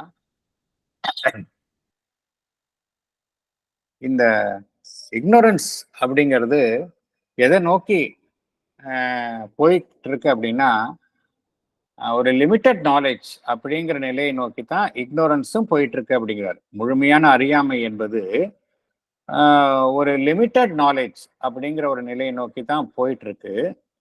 அது ஆனா அந்த நிலையில நின்று விடாது. அந்த லிமிட்டேஷனும் போயிடும் அப்படிங்கிறார். இந்த limitation it self will be removed அப்படிங்கிறார். அது மாதிரி ஒரு நிலையை எட்டுன்னு விடும். அது எல்லாமே அந்த உண்மையினுடைய முழுமை வெளிப்படும் அப்படிங்கிறார். The full truth of things will become apparent அப்படிங்கிறார். நம்மளுக்கு இப்ப தெரியறது இல்லை இல்லையா, எல்லாத்திலும் அனைத்தினுள்ளும் உள்ள அந்த உண்மையை நம்மளால கண்டறிய முடியல. எல்லாமே பார்ஷியல் ட்ரூத்தை தான் நம்ம பார்க்குறோம். அதனால் அந்த முழு உண்மையினுடைய வெளிப்பாட்டை நாம் அறிந்து கொள்ள முடியும் அப்படிங்கிறார். இந்த காஸ்மிக் ட்ரூத் வந்து காஸ்மிக் இக்னோரன்ஸ்லேருந்து வெளியே வந்துடும் அப்படிங்கிறார். காஸ்மிக் ட்ரூத் வந்து இப்போ வந்து காஸ்மிக் இக்னோரன்ஸ் அதனால வந்து பாதிக்கப்பட்டுள்ள நிலையில் இருக்கின்றது. Cosmic truth will free itself from the cosmic ignorance. எப்போ அப்படின்னா, when the transformation of consciousness take place, mental லெவல்லேருந்து சுப்ராமென்டல் லெவலுக்கு போகும்போது இதெல்லாம் நடைபெறும். இதுதான் வந்து நம்மளுடைய வாழ்வினுடைய உண்மை அப்படிங்கிறார். அப்புறம் என்ன சொல்றார் பகவான் அடுத்த சாப்டருடைய ஒரு அதற்கான ஒரு முத்தாய்ப்பாக பகவான் வந்து சில கருத்துக்களை இங்க கூறுகின்றார். அடுத்த சாப்டர் என்ன அப்படின்னா, memory, self consciousness and ignorance அப்படிங்கிறது அடுத்த சாப்டர். பகவான் என்ன சொல்றார், நம்ம இந்த உண்மையை நம்ம இந்த பார்த்த உண்மையை நம்ம வந்து சரியாக புரிந்து கொள்ள வேண்டும் என்றால், சரிபார்க்க வேண்டும் என்றால், நம்மளுடைய மேற்புற உணர்வு நிலை எப்படி இருக்கின்றது அப்படிங்கிறத பார்க்கணும் அப்படிங்கிறார். Structure of our surface consciousness, அதற்கு உள்ள இருக்கக்கூடிய உணர்வு நிலை எப்படி அதனுடன் இந்த மேற்புறத்தில் இருக்கக்கூடிய உணர்வு நிலைக்கும் உள்ள இருக்கக்கூடிய உணர்வு நிலைக்கும் இடையில் உள்ள தொடர்பு என்ன, இதை நம்ம கண்டறியணும் அப்படிங்கிறார். அப்பதான் வந்து நம்மை சூழ்ந்துள்ள அந்த அறியாமை என்பதை நம்மால வந்து போக்க முடியும் அப்படிங்கிறார். அது குறித்து தான் வந்து நெக்ஸ்ட் சாப்டர் அமைந்துள்ளது. Memory, self consciousness and ignorance. இதெல்லாம் மெமரி அண்ட் செல்ஃப் கான்சியஸ்னஸ்லாம் பார்த்தோம் அப்படின்னா எல்லாம் நம்மளுடைய மேற்புற உணர்வு நிலையை சார்ந்தவை. இதற்கும் அந்த அறியாமைக்கு என்ன சம்பந்தம் அப்படிங்கிறதா நெக்ஸ்ட் சாப்டர். ஸோ பகவான் கூறக்கூடிய இந்த அடிப்படையில் அந்த அறியாமை அப்படிங்கிறது ஜஸ்ட் என்ன சொல்லணும் அப்படின்னா, அறியாமை என்பது, இந்த உலகம் என்பது எப்பொழுதுமே அறியாமையில் இருப்பது இல்லை, முழுமையான அறியாமையிலும் கிடையாது. அறியாமைதான் ஆரம்பமும் இறுதியும் கிடையாது. அறியாமை என்பது it is only limitation of knowledge தான். அதுவும் தற்பொழுது வெளிப்பட்டுள்ள நிலையில் இருக்கின்றது. அது முழுவதுமாக தன்னை வெளிப்படுத்தும் அப்படிங்கிறது தான் பகவான் கூறக்கூடியது. வேற எதுவும் கருத்துக்கள் இருக்குது அப்படின்னா சொல்லலாம், இல்லாட்டி நம்ம முடிச்சுக்கலாம்.